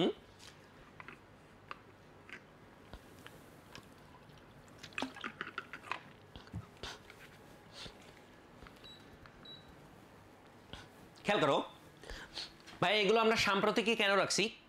কারণ এইবার আমাদের সার্কুলারে বলা হয়েছে যে মেডিকেল রিলেটেড সব কিছু থেকে প্রশ্ন বেশি বেশি আসবে। যেহেতু এই জিনিসগুলো আমাদের ডাইজেস্ট ছিল না, এই জন্য আমরা জিকে বুলেটিনে এই জিনিসগুলো তোমাদেরকে অ্যাড করে দিয়েছি, যেহেতু সার্কুলারের ডিমান্ড অনুসারে। তো দেখো মজার বিষয়টা, যে ঢাকা মেডিকেল কলেজ, তোমাদের স্বপ্নের মেডিকেল কলেজ, এই ঢাকা মেডিকেল কলেজ প্রথম কবে প্রতিষ্ঠিত হয়? এটা কিন্তু গত বছর মেডিকেল ভর্তি পরীক্ষায় আসছিল। এবং তোমরা যারা বলো যে ভাই আমাদের বই থেকে কমন আসে কিনা, আমাদের রেটিনা ডাইজেস্টের যে এই যে শিক্ষাঙ্গন বা শিক্ষা প্রতিষ্ঠানে যেই টপিক্সটা ছিল, তার ভিতরে যে এক নজরে ছিল, এক নজরের গত বছরের বইয়ের এক নজরের প্রথম লাইনটাই ছিল যে ঢাকা মেডিকেল কত সালে প্রতিষ্ঠিত হয়? 1946 সালে। তোমরা যদি আমাদের গত বছরের বই, যারা সেকেন্ড টাইমাররা এই মুহূর্তে আমার ক্লাসটি দেখছো, তোমাদের গত বছরের বইয়ের কিন্তু এক নজরে যে আমাদের জিনিসগুলো থাকে, তার প্রথম কোশ্চেনটাই ছিল, তার প্রথম প্রশ্নটাই ছিল ঢাকা মেডিকেল কত সালে প্রতিষ্ঠিত হয়? 1946 সালে। Very very important. ঠিক আছে, ওকে। এটা প্রথমে দ্বিতীয় বিশ্বযুদ্ধের ফিল্ড হাসপাতাল হিসেবে ব্যবহার করা হয়, বেস ক্যাম্প হিসেবে ব্যবহার করা হয়। পরবর্তীতে এটা আমাদের একটা পূর্ণাঙ্গ মেডিকেল কলেজ হিসেবে 46 সালে যাত্রা শুরু করে। এবার আসো আমরা যেই মেডিকেলটা পড়বো, আরেকটা ইম্পর্টেন্ট মেডিকেল কলেজ, সেটা হচ্ছে স্যার সলিমুল্লাহ মেডিকেল কলেজ। তো তোমরা জানো এই স্যার SSMC আমরা সংক্ষেপে বলি, SSMC, রেডফোর্ড। সলিমুল্লাহ মেডিকেলে যারা স্টুডেন্ট আছে, এই মিটফোর্ডকে তারা, এই হাসপাতালের নাম আছে মিটফোর্ড হাসপাতাল। কারণ এটা প্রথমে 1875 সালে বাংলাদেশের প্রথম medical school. Very very important এটা, যে বাংলাদেশের প্রথম মেডিকেল স্কুল কোনটা, তাহলে হবে এই স্যার সলিমুল্লাহ মেডিকেল কলেজ। এটা প্রথমে ঢাকা মেডিকেল স্কুল নামে যাত্রা শুরু করে, পরবর্তীতে এটা হচ্ছে যে মিটফোর্ড কলেজ নামে নামকরণ করা হয় 62 সালে। এবং এর পরবর্তীতে আমাদের নবাব পরিবারের জন্য যে অবদানগুলো আমাদের ছিল, নবাব পরিবারে স্যার সলিমুল্লাহ যিনি ছিলেন, তার নাম অনুসারে এই মেডিকেল কলেজের নামকরণ করা হয় স্যার সলিমুল্লাহ মেডিকেল কলেজ। এবং এই স্যার সলিমুল্লাহ মেডিকেল কলেজের হাসপাতালের নামটা কিন্তু এখনো চেঞ্জ করা হয়নি। মেডিকেল কলেজের নাম স্যার সলিমুল্লাহ মেডিকেল কলেজ, কিন্তু হাসপাতালের নাম আছে মিটফোর্ড হাসপাতাল। ঠিক আছে, এই জন্য এই মিটফোর্ডকে আমাদের যারা সলিমুল্লাহ মেডিকেলের স্টুডেন্ট আছে, তারা রেডফোর্ড নাম হিসেবে অভিহিত করে। ঠিক আছে, ওকে। এখন আসো আর একটা গুরুত্বপূর্ণ তথ্য দেখো, তোমাদের আমরা যে পড়িয়েছিলাম যে দুইজন শহীদ বুদ্ধিজীবী আছেন, দুইজনেরও বেশি আছেন। একজন হচ্ছে ডাক্তার ফজলে রাব্বি, যিনি 14 তারিখে যাকে হত্যা করা হয়। আর একজন ছিলেন যে আলিম চৌধুরী, চক্ষু বিশেষজ্ঞ। ইনি কিন্তু এই মিটফোর্ডের শিক্ষক ছিলেন, মিটফোর্ড হাসপাতালের ডাক্তার ছিলেন এবং আমাদের টিচার ছিলেন বা শিক্ষক ছিলেন। এবং তাকে 14 তারিখ আলবদর বাহিনী অপহরণ করে। এবং আরেকজন Shamsuddin Ahmed, very very important, Shamsuddin Ahmed, যিনি একজন সার্জন ছিলেন। ঠিক আছে, এবং এই যে আলিম চৌধুরী, এই দুইজন ব্যক্তিকে এই মিটফোর্ডের ডাক্তার ছিলেন এবং মিটফোর্ডের শিক্ষক ছিলেন। এবং তাদেরকে দুইজনকে হত্যা করা হয় 14 তারিখ বা 15 ডিসেম্বর। এই জন্য যদি পরীক্ষায় আসে যে মুক্তিযুদ্ধের শহীদ বুদ্ধিজীবী কে পেশায় ডাক্তার ছিলেন? তাহলে ডাক্তার আব্দুল আলিম, ডাক্তার ফজলে রাব্বি এবং ডাক্তার শামসুদ্দিন আহমেদ চৌধুরী বা শামসুদ্দিন আহমেদ, এইগুলো নামগুলো তোমাদের মনে রাখতে হবে। ওকে, এখান থেকে কিন্তু মেডিকেল ভর্তি পরীক্ষায় প্রায়ই প্রশ্ন আসে। একবার এসেছিল কোন শহীদ বুদ্ধিজীবী পেশায় সাংবাদিক ছিলেন, তারপরের বছরে আসছিল কোন বুদ্ধিজীবী দার্শনিক ছিলেন। তার মানে তোমাদের সময় আসতেই পারে কোন শহীদ বুদ্ধিজীবী পেশায় ডাক্তার ছিলেন। তাহলে তোমরা কয়েকজনের নাম মনে রাখো, আব্দুল আলিম, ফজলে রাব্বি এবং শামসুদ্দিন আহমেদ। এবার আসো আমরা আরেকটা মেডিকেল কলেজের নাম শিখবো, এমএমসি, ময়মনসিংহ মেডিকেল কলেজ। তো এটা কত সালে প্রতিষ্ঠিত হয়? যেটা লিটন মেডিকেল স্কুল নামে পরিচিত ছিল, ঠিক আছে। ওকে, সো যেহেতু একবার মেডিকেল ভর্তি পরীক্ষার প্রশ্ন আসছে যে কোন মেডিকেল কত সালে প্রতিষ্ঠিত হয়, সুতরাং আমরা মেন মেডিকেল কলেজগুলোর নাম শিখবো। সর্বশেষ আমরা একটা মেডিকেল শিখবো, সেটা হচ্ছে Chittagong medical college, CMC. Chittagong medical college. দেখো এটা দ্বিতীয় বৃহত্তম, বাংলাদেশের দ্বিতীয় বৃহত্তম। তুমি যদি রাজধানী ঢাকা হলো, ঢাকা মেডিকেলের পরেই মোটামুটি চট্টগ্রামের কিন্তু একটা ভালো ডিমান্ড আছে, এবং দ্বিতীয় প্রাচীন মেডিকেল কলেজ এটা। এখানে বাংলাদেশের প্রথম হিউম্যান বোনস লাইব্রেরি আছে। মানে আমরা তো বোনস কিনে কিনে ফার্স্ট ইয়ারে পড়ি, তাই না? তোমরা যখন ফার্স্ট ইয়ারে ভর্তি হওয়া তখন তোমাদেরকে বোনস কিনে কিনে পড়তে হবে। তো এই বোনস লাইব্রেরি আছে এখানে, ঠিক আছে, চট্টগ্রাম মেডিকেল কলেজে। তোমরা যারা মেডিকেলে চান্স পাবা তারপরে এখানে ভিজিটে যেও। বাকি মেডিকেলগুলো তোমরা রিডিং দিও, এতটা ইম্পর্টেন্ট না, ঠিক আছে। এখান থেকে আমরা আরেকটা মেডিকেল পড়তে হবে, সেটা কুমিল্লা মেডিকেল কলেজ, কারণ এর প্রতিষ্ঠাতা জিয়াউর রহমান। আগের ক্লাসগুলোতে আমরা বলে থাকতাম যে যেখানেই শেখ মুজিব, যেখানেই হাসিনা, সেখানে 7 স্টার, যখন শেখ হাসিনা ক্ষমতায় ছিল। এখন আমরা বলি যেখানে জিয়াউর রহমান, যেখানে ইউসুফ সরকার মানে ইউনুস সরকার, সেখানে তোমাকে 7 স্টার দিতে হবে। তাহলে যদি কখনো পরীক্ষায় আসতে পারে, তাহলে শহীদ জিয়াউর রহমান মেডিকেল কলেজ বগুড়া, এটা একটু জেনে রেখো, ঠিক আছে। শহীদ সোহরাওয়ার্দী মেডিকেল কলেজ, যেটা আমাদের বর্তমানে 3 নম্বর তোমরা চয়েস লিস্টে দিয়ে থাকো, এটা কিন্তু প্রতিষ্ঠিত হয় অনেক পরে বাংলাদেশে, 2005 সালে, ঠিক আছে। এই শহীদ সোহরাওয়ার্দী মেডিকেল কলেজের নাম কিন্তু আগে ছিল বেগম খালেদা জিয়া নাম অনুসারে ছিল, পরবর্তীতে আওয়ামী লীগ সরকার এটা চেঞ্জ করে ফেলে, শহীদ সোহরাওয়ার্দীর নাম অনুসারে করা হয়েছে, এখন এই নামেই আছেন। তো এটা ইম্পর্টেন্ট, এটা একটু জেনে রেখো যে এইটা আগে আইয়ুব সেন্ট্রাল হাসপাতাল নামে পরিচিত ছিল। আগে হাসপাতাল ছিল এবং পরবর্তীতে সেটা বাংলাদেশের বহু পরে 2005 সালে, মানে কিছু বর্তমানে সম্ভবত এদের 20তম ব্যাচ চলে, 20 কি 21তম ব্যাচ চলে, ঠিক আছে। কিন্তু এটা কিন্তু 3 নম্বরে চলে আসছে, কারণ ঢাকার বুকে হওয়ার কারণে। মুগদা মেডিকেল কলেজ আমরা দেখছি যে অনেকের চাহিদা মুগদা, নতুন মেডিকেল হওয়া সত্ত্বেও সবাই 4 নম্বর চয়েসে কিন্তু মুগদা দিয়ে দেয়। কেন? কারণ সবাই ঢাকাতে থাকতে চাই, ঢাকার সার্ভিস নিতে চাই, তাই না? ওকে, শোনো, যার তারা আছে সে ভাইয়া লিভ নাও, ঠিক আছে। লিভ নিয়ে তুমি পরে এটা রেকর্ড থাকবে, সেখান থেকে দেখে নিবা। এখন আসো এক নজরে যদি আমি পড়ি যে মেডিকেল কলেজ সম্পর্কে প্রতিষ্ঠাতা সাল পড়তে হবে, তাহলে কোন কোনটা important? Sir Salimullah medical college, এটা প্রথম মেডিকেল স্কুল বাংলাদেশের।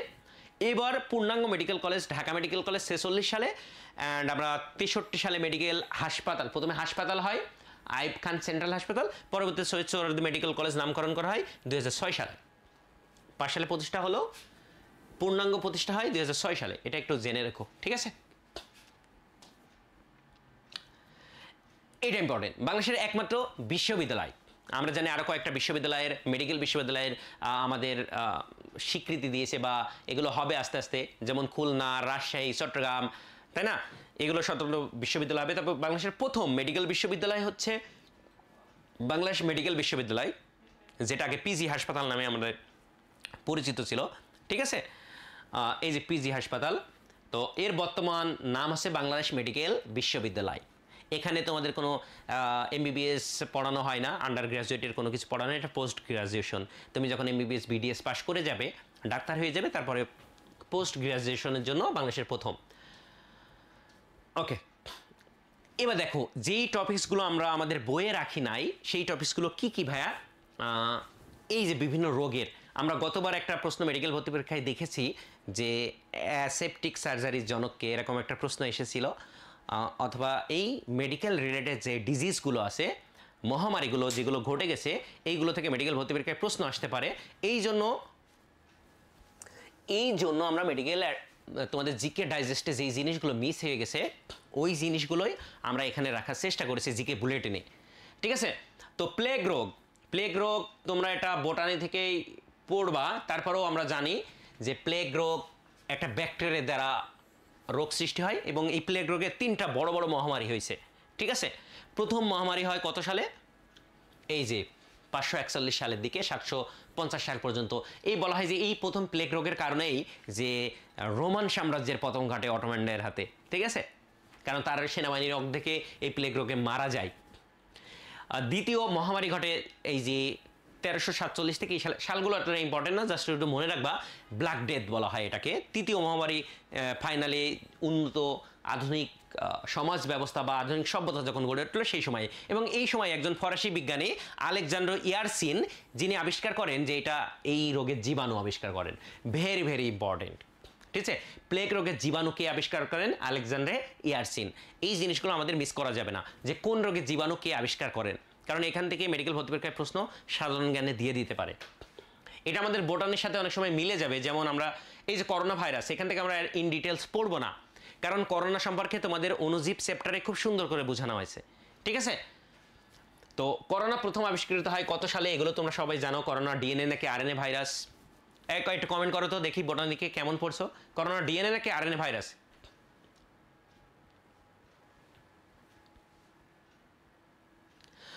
ও, এই ক্লাসটা তোমরা এলএমএস এ তোমাদের আপলোড করে দেওয়া হবে। এই ক্লাসটা এলএমএস এ রেকর্ডেড থাকবে। হ্যাঁ, শুধু এই ক্লাস না, তোমাদের মানবিক গুণাবলীর উপর সিরিজ ক্লাস হবে। এই ক্লাসগুলো সব এলএমএস এ আপলোড করা থাকবে। ফেসবুক লাইভেও দেখতে পারবা, না পাইলে তোমাদের এলএমএস এটা আপলোড করে দেওয়া হবে। তাহলে করোনা সম্পর্কে আমরা এখান থেকে ডিটেলস পড়বো না, কারণ আমরা এটা অলরেডি অণুজীব চ্যাপ্টারে পড়বো। এইডস, এইচআইভি যে ভাইরাসটা আছে, ঠিক আছে, সেম এইটা তোমাদের ইম্পর্টেন্ট যে 1981 সালে মার্কিন রোগ নিয়ন্ত্রণ ও প্রতিরোধ কেন্দ্র এইডসকে প্রথম স্বীকৃতি দেয়, এবং 80-র দশকে এইডস সারা বিশ্বেতে মহামারী আকারে ছড়িয়ে পড়ে। আমরা রিসেন্টলি বাংলাদেশে জানতে পেরেছি যশোরে, তোমরা জানো যশোরের কেউ আছো? যশোরে রিসেন্টলি এই এইডস রোগের বেশ কয়েকজন রোগী পাওয়া গেছে, যেগুলো সবাই টিনেজার। ঠিক আছে, সো যশোর এলাকা থেকে একটু সাবধান, বিশেষ করে ব্লাড ট্রান্সফিউশনের ক্ষেত্রে একটু খেয়াল রাখতে হবে। ইবোলা ভাইরাস, এটাও আমাদের সেম, যেটা ত্বক ফেটে ফেটে যায়। আমরা প্রথমে সুদানে বা কঙ্গো নদীর তীরে এই রোগগুলো ডিজিজ আবিষ্কৃত হয়। এটা যেহেতু আমরা বোটানির পড়া, ইবোলা ভাইরাস বোটানি সম্পর্কে বোটানিতে একটু ডিটেলস বর্ণনা আছে, আমরা এখানে একটু কম পড়ব। বসন্ত, বসন্ত সম্পর্কে তোমাদের বইয়ে একটু কম বর্ণনা দেয়া, এই জন্য আমরা এখান থেকে পড়ব। দেখো WHO 80 সালে যে বসন্ত বাংলাদেশে বিশ্ব থেকে বসন্ত নির্মূল ঘোষণা করে, এটা কিন্তু বিশাল একটা অ্যাচিভমেন্ট বাংলাদেশের, মানে বিশ্বের জন্য। এবং এই গুটি বসন্তের টিকা প্রথম আবিষ্কার করে এডওয়ার্ড জেনার, এটা তোমরা বোটানিতে পড়ছো। সুতরাং এখানে যেই টপিকসগুলো আমাদের আছে সেই টপিকসগুলো স্কিপ করব। টিবি, টিবি তোমাদের বোটানিতে আসে, সুতরাং টিবি থেকে বোটানিতে অবশ্যই পড়বা, এর জিকে রিলেটেডও। ঠিক আছে, তবে তোমাদের সম্ভবত বোটানি বইয়ে নাই, যদি না থাকে এটা এখান থেকে একটু জেনে রাখো যে 30 সালের মধ্যেই এটাকে নির্মূল করার প্ল্যান নিয়েছে বিশ্ব স্বাস্থ্য সংস্থা। Very very important.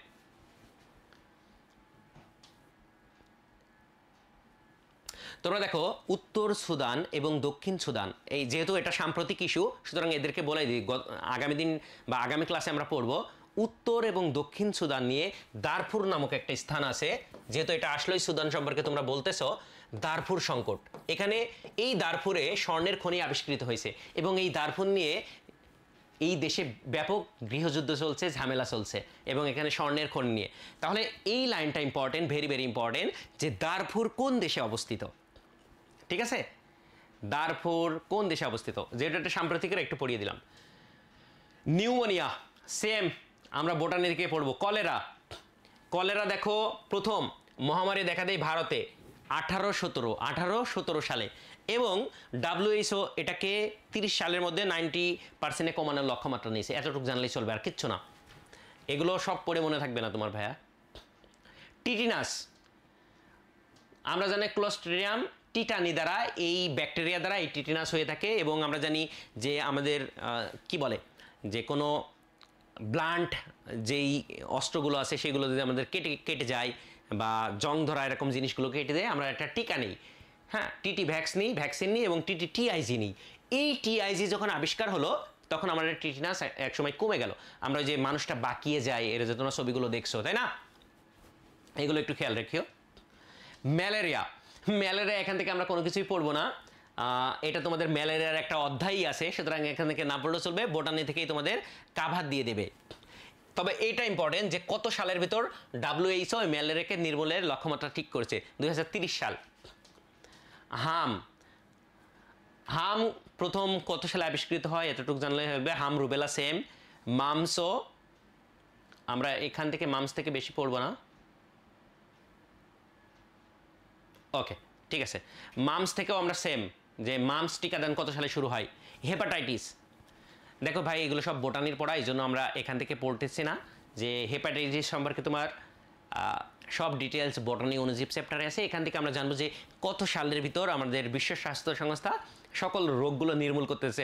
মজার বিষয় দেখো সবগুলো সাল হচ্ছে 30 সাল, সুতরাং একটা পড়লেই তোমার চলে যাবে ইনশাল্লাহ।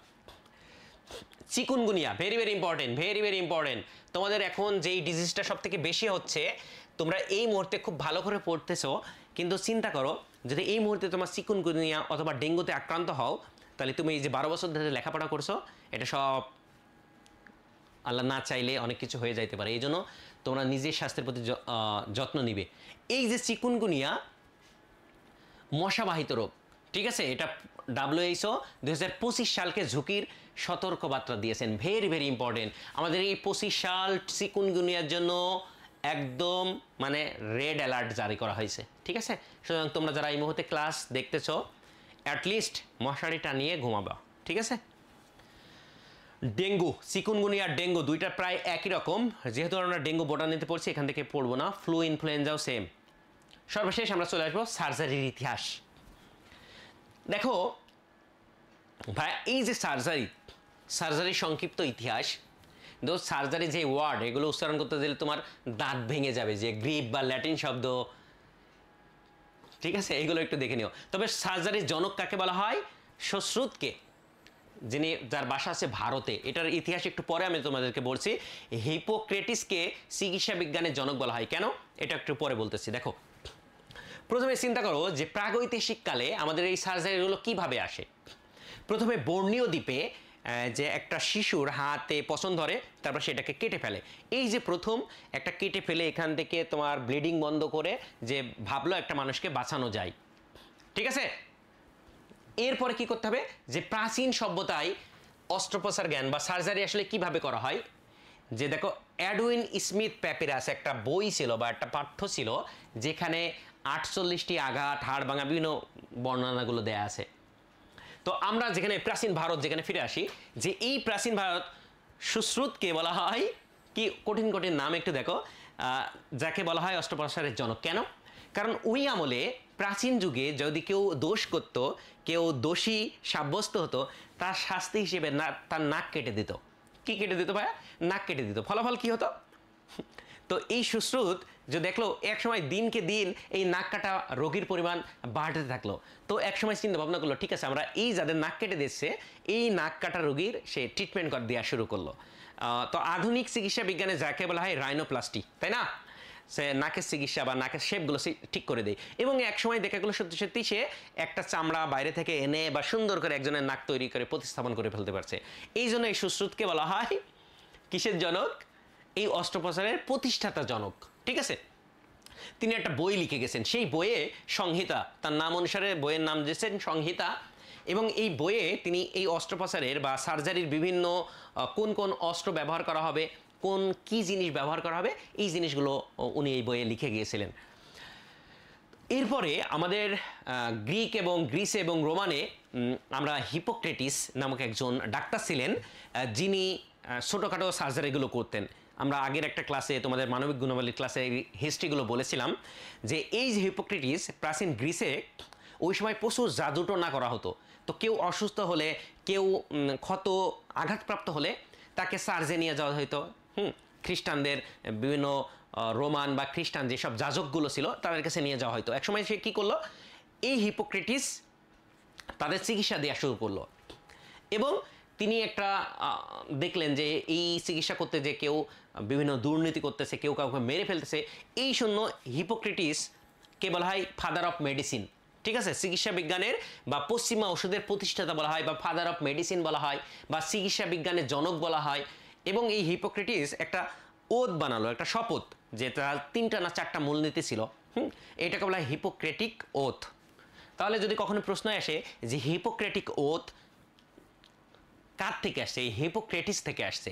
আর আমাদের যে জেনেভা কনভেনশন, এই জেনেভা কনভেনশন আমাদের আধুনিক যে চিকিৎসা বিজ্ঞান, মেডিকেল সায়েন্স, এই মেডিকেল সায়েন্সের যে আমাদের এই যে 7টা জেনেভা ডিক্লারেশন আমরা পড়ি, তোমরা যখন ফার্স্ট টাইমে যখন যাবে মেডিকেলে, যখন যে শপথ বাক্য পাঠ করবে, এই হিপোক্রেটিক ওথ থেকেই আসছে। ঠিক আছে? এরপরে দেখো রোমান যেসব ক্যাথলিক ছিল বা যেসব ধর্মযাজকরা ছিল, এরা বিভিন্ন দোষীদের শাস্তি দিত। এরপরে কি হতো, ঠিক আছে, এই দোষীদের শাস্তি দিত এবং এই দোষীদের চিকিৎসা করতে দিত না। ওই সময় আমাদের এই যে সার্জারি বা আমাদের চিকিৎসা বিজ্ঞান একটু স্থবির হয়ে পড়ে। ঠিক আছে? তো এই সময়ে এই চিকিৎসা কাজ কারা করতো জানো? নাপিতরা। ঠিক আছে? যারা এই যে চুল দাড়ি কাটে, এই নাপিতরা এই সার্জারিগুলো করতো। বিশেষ করে তোমার হচ্ছে যে রক্তপাত, ব্লিডিং যদি বন্ধ করতে যায়, সবাই নাপিতের কাছে যাইতো। তারপরে কি অঙ্গচ্ছেদ, ধরো কারোর এখানে হাতে পছন্দ ঘটেছে, হ্যাঁ, গ্যাংলিয়া হয়ে গেছে বা গ্যাংলিয়ন হয়ে গেছে, তো এইগুলো কাটতে নাপিতের কাছে যাইতো। এবং দাঁতে যদি ব্যথা হতো, তাহলে দাঁতের ডাক্তারের কাছে না যেয়ে নাপিতদের কাছে যাইতো। ঠিক আছে? তো এই যে প্রাচীন যুগ থেকে এই যে বাংলাদেশে এখনো দাঁতের ডাক্তারদের বা এই ডেন্টিস্টদের এখনো ওই রকম চোখে দেখা হয়, কারণ এখনো সব ওই কোয়াকের কাছে যায়, নাপিতের কাছে যায়। তো একসময় এইসব দাঁত তোলার কাজ বা বিভিন্ন সার্জারির কাজগুলো নাপিতেরা করতো। ঠিক আছে? এরপরে আস্তে আস্তে আস্তে আস্তে এটা উন্নত হতে থাকলো। যখন দেখা যাচ্ছে নাপিতরা ব্লিডিং কন্ট্রোল করতে পারতেছে না, লোকজন মারা যাইতেছে, আস্তে আস্তে নাপিত থেকে বিমুখ হওয়া শুরু করলো। এবং ফাইনালি আমরা আধুনিক সার্জারির জন্ম হয় 19 শতকে। ঠিক আছে? এই 19 শতকে বলা হয় যে অস্ত্রোপচারের বা 19 শতকের বিপ্লব যেটা বলা হয়। এখানে প্রথম একজন ডেন্টিস্ট, যিনি আমেরিকার ডেন্টিস্ট ছিলেন, উইলিয়াম টি.জি. মর্টন, তিনি কি করলেন? তিনি প্রথম ইথারকে অ্যানেস্থেটিক হিসেবে ব্যবহার করলেন। মানে ইথার থেকে তিনি অ্যানেস্থেশিয়া আবিষ্কার করে ফেললেন। ফলে কি হলো, যে ব্যথাহীনভাবে দাঁত তুলতে পারলো, ব্যথাহীনভাবে কাউকে কাটতে পারতো, হ্যাঁ, মানে অ্যাম্পুটেশন করতে পারতো। ঠিক আছে? মানে অঙ্গচ্ছেদ করতে পারতো। এরপরে জেমস সিম্পসন, একজন ধাত্রীবিদ্যা বিশেষজ্ঞ মানে গাইনিকোলজিস্ট বা গাইনি ডাক্তার, তিনি কি করলেন? তিনি একটা আবিষ্কার করে ফেলেন, ক্লোরোফর্ম। ঠিক আছে? যে তোমরা বহুল ব্যবহৃত ক্লোরোফর্মের নাম শুনছো, আমরা এখন কিন্তু ক্লোরোফর্ম ইউজ করা হয় না। তার মানে প্রথম দেখো টি.জি. মর্টন কি আবিষ্কার করলেন? তিনি প্রথমে ইথারকে অ্যানেস্থেটিক এজেন্ট হিসেবে ব্যবহার করা শুরু করলেন। এরপরে আরেকটু উন্নত হয়ে গেল জেমস সিম্পসন, তিনি কি করলেন? তিনি ক্লোরোফর্ম আবিষ্কার করে ফেলেন, তার অ্যানেস্থেটিক বৈশিষ্ট্য আবিষ্কার করে ফেলেন। এবার দেখো আস্তে আস্তে আমরা কি করছি? ব্যথাহীনভাবে সার্জারি করতে পারছি। তোমরা কি জানো একটা মজার বিষয়? আগেরকার যুগে যখন অ্যানেস্থেশিয়া আবিষ্কার হয়নি, আমাদের ক্লাস আর 10 মিনিটের ভিতর শেষ হয়ে যাবে ভাই। ঠিক আছে? সর্বোচ্চ 10 মিনিট বা 12 মিনিট 15 মিনিট লাগতে পারে। তো আগে যখন অ্যানেস্থেশিয়া আবিষ্কার হতো না, কারো যদি অঙ্গহানি হতো যুদ্ধক্ষেত্রে, তখন তাকে ব্যথা দিয়েই আসলে কাটা হতো। তো এরপরে আরও মজার বিষয়, যখন কোনো টিউমার অপারেশন করতে হতো, ওই নাপিতরা যখন অপারেশন করতো, কীভাবে অপারেশন করতে জানো? ওর মাথায় একটা বাড়ি দিত, ও অজ্ঞান হয়ে যেত, এরপরে ওই হাত কেটে ফেলতো। তো এই পদ্ধতি ছিল তখনকার যুগে। এরপরে কি হলো?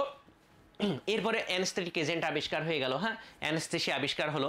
অ্যান্ড ফাইনালি এই যে অপারেশনগুলো করতেছিল, তো আমরা জানি যে একটা তুমি যখন অপারেশন থিয়েটারে ঢুকবা, যদি কখনো ঢুকছো কিনা তোমরা জানি না, বা কোনো রোগী দেখতে যাবা, তখন দেখো তোমাকে গাউন পরতে হয়, বিভিন্ন ক্যাপ পরতে হয়, তারপর তোমার পুরো বডিটাকে স্টেরিলাইজড করে, স্টেরিলাইজেশনের মাধ্যমে যে স্টেরিলাইজড করা কাপড় আছে, এই কাপড়গুলো পরে যাইতে হয়, নাহলে ইনফেকশনের চান্স থাকে। তো আগেরকার যুগে এইরকম অ্যাসেপটিক পরিবেশ ছিল না। তো সর্বপ্রথম একজন বিজ্ঞানী দেখলো না, অপারেশন করার পরে বিভিন্ন ইনফেকশনে অনেক রোগী মারা যাচ্ছিল। তখন তাদের মাথায় আসলো যে কিভাবে এই জীবাণুকে, ইনফেকশনকে কন্ট্রোল করা যায়।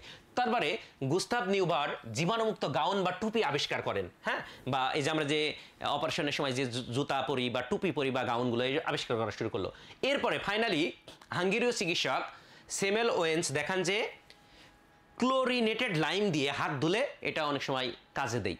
অ্যান্ড ফাইনালি আমাদের জোসেফ লিস্টার নামক একজন ছিলেন, যিনি অ্যান্টিসেপটিকের ধারণা প্রবর্তন করেন, এবং এই অ্যান্টিসেপটিক থেকেই আসে অ্যাসেপসিস, মানে সম্পূর্ণ জীবাণুনাশক হিসেবে আমাদের এই যে সার্জারিগুলো এখন শুরু হয়। ঠিক আছে? সো মেডিকেলের অপারেশনের বিভিন্ন তুমি দেখবা অপারেশন থিয়েটারের বিভিন্ন মিম, এগুলো তোমরা ডাক্তার না হওয়া পর্যন্ত বুঝবা না, যে একটা ইনস্ট্রুমেন্ট পড়ে গেছে, তো একটা ডাক্তার ওটা আবার তুলে রাখলো, তো তুমি স্বাভাবিকভাবেই ভাববা যে তুলে রাখছে তো ভালো কাজই করছে, ডাক্তার দেখো ঠাডি একটা সল্ট দিচ্ছে, কেন? কারণ ওই যে পড়ে গেছে ওটা কিন্তু আর স্টেলাইজ থাকলো না। ঠিক আছে? সো এই কারণেই এই যে অ্যাবসেসিক আধুনিক অস্ত্রোপচারের জনক বা আধুনিক সার্জারিতে অ্যান্টিসেপটিকের পদ্ধতির জনক বলা হয় এই জোসেফ লিস্টারকে। ভেরি ভেরি ইম্পর্টেন্ট তোমাদের মেডিকেল ভর্তি পরীক্ষার জন্য। ঠিক আছে? এটা গত বছর মেডিকেল ভর্তি পরীক্ষা আসছিল। এখন আসো দেখো, এরপরে আমাদের চিকিৎসা বিজ্ঞান আরও উন্নত হলো। কি হলো?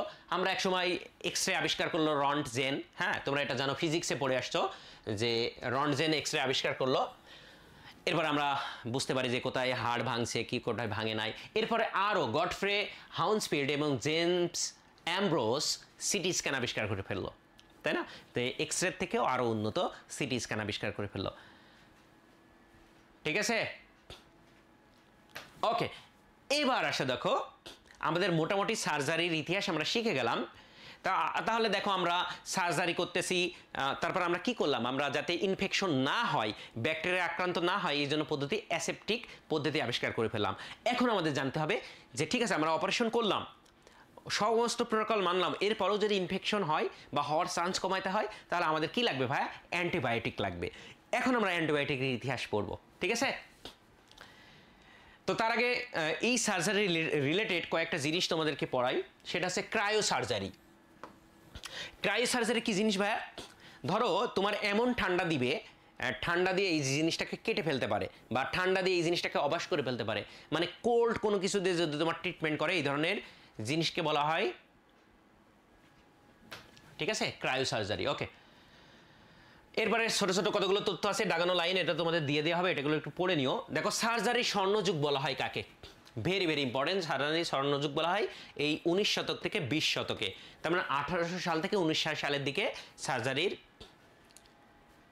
ওকে, হিপোক্রেটিক ওথ, এটা আমরা আগেই পড়ে ফেলেছি, যে গ্রিক যে চিকিৎসক ছিলেন হিপোক্রেটিস, তিনি যে ওথটা দেন সেটা হিপোক্রেটিক ওথ, এবং এই হিপোক্রেটিক ওথ থেকেই আমাদের জেনেভা ডিক্লারেশন আসছে। ওকে, এবং সর্বশেষ যেই তথ্যগুলো আসে সব থেকে ইম্পর্টেন্ট, অটোক্লেভ। আমাদের মেডিকেল সায়েন্সে বা সার্জারিতে একটা জনপ্রিয় স্টেরিলাইজেশন পদ্ধতি হচ্ছে অটোক্লেভিং। এই স্টেরিলাইজেশন পদ্ধতি অটোক্লেভের জনক বলা হয় চার্লস চেম্বারল্যান্ডকে। ভেরি ভেরি ইম্পর্টেন্ট, তোমরা এটা বায়োটেকনোলজি চ্যাপ্টারে পড়ছো যে অটোক্লেভিং 121 ডিগ্রি সেলসিয়াস তাপমাত্রায় করা হয়। অ্যান্টিবায়োটিক, দেখো সার্জারির পরে আমরা অহরহ, এখন যে তোমরা অহরহ তুমি কিছু হলেই তুমি অ্যান্টিবায়োটিক খাও, এর কিন্তু একটা রুলস আছে। একসময় দেখবা অ্যান্টিবায়োটিক রেজিস্ট্যান্স হয়ে যাচ্ছে। তো এই অ্যান্টিবায়োটিক আবিষ্কার যখন হয়নি, তার আগে থেকেও কিন্তু অ্যান্টিবায়োটিকের ইউজ ছিল। কীভাবে ভাইয়া?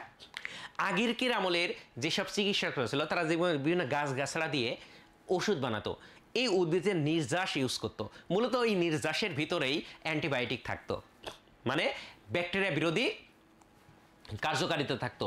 অ্যান্ড ফাইনালি প্রথমে পল এরলিখ, এই জিনিসগুলো আমরা চার্টের সাহায্যে পড়বো, পরবর্তীতে আমাদের চার্ট করে দেওয়া আছে, এখান থেকে আমি জাস্ট দাগিয়ে দিছি। এখান থেকে জানতে হবে এই অ্যান্টিবায়োটিক স্বর্ণযুগ বলা হয় 1940 সাল থেকে 1960 সাল পর্যন্ত স্বর্ণযুগ বলা হয়। ভেরি ভেরি ইম্পর্টেন্ট, অ্যান্টিবায়োটিক স্বর্ণযুগ 40 থেকে 60 সাল পর্যন্ত।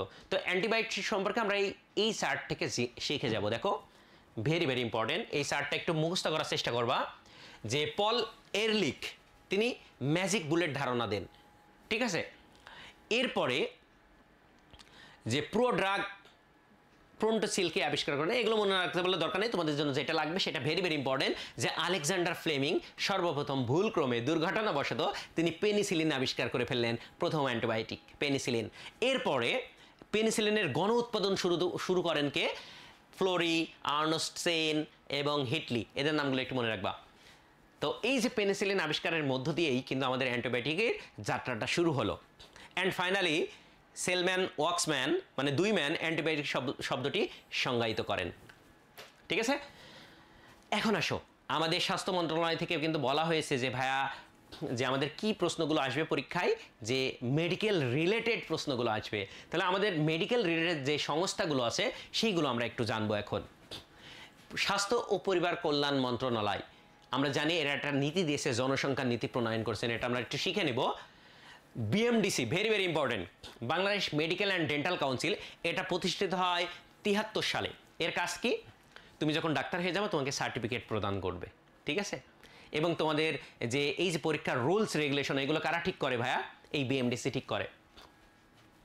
তারপর দেখো এই medical association, Bangladesh medical association বা বিএমএ, আর একটা আছে ডেন্টাল সোসাইটি, বাংলাদেশ বিডিএস, ওর ডিগ্রির নাম অনুসারে আছে বাংলাদেশ ডেন্টাল সোসাইটি, ঠিক আছে? বারডেম, বারডেমের প্রতিষ্ঠাতাকে, এটা কোথায় অবস্থিত এটা একটু জেনো। বারডেম হাসপাতাল তোমরা শাহবাগে সবাই চিনো। এবার আসো আইসিডিডিআরবি, এটার ফুল মিনিংটা পড়বা, আইসিডিডিআরবির মানে কি এবং এর কাজ কি। সবচেয়ে ইম্পর্টেন্ট, এটা কোথায় অবস্থিত? ঢাকাতে। এইবার আসো এই যে ডিজিএইচএস, এই ডিজিএইচএস তোমার কি করে ভাইয়া? এই ডিজিএইচএসই কিন্তু মূলত তোমার এই যে পরীক্ষার সার্কুলারগুলো দিচ্ছে, এটা মহাখালীতে অবস্থিত। কোথায়? 58 সাল, স্বাস্থ্য অধিদপ্তর হিসেবে পরিচিত, ঠিক আছে? তো এই ডিজিএইচএসেই তোমাদের বিভিন্ন নিয়মকানুন করতেছে, তাই না, তোমাদের পরীক্ষার।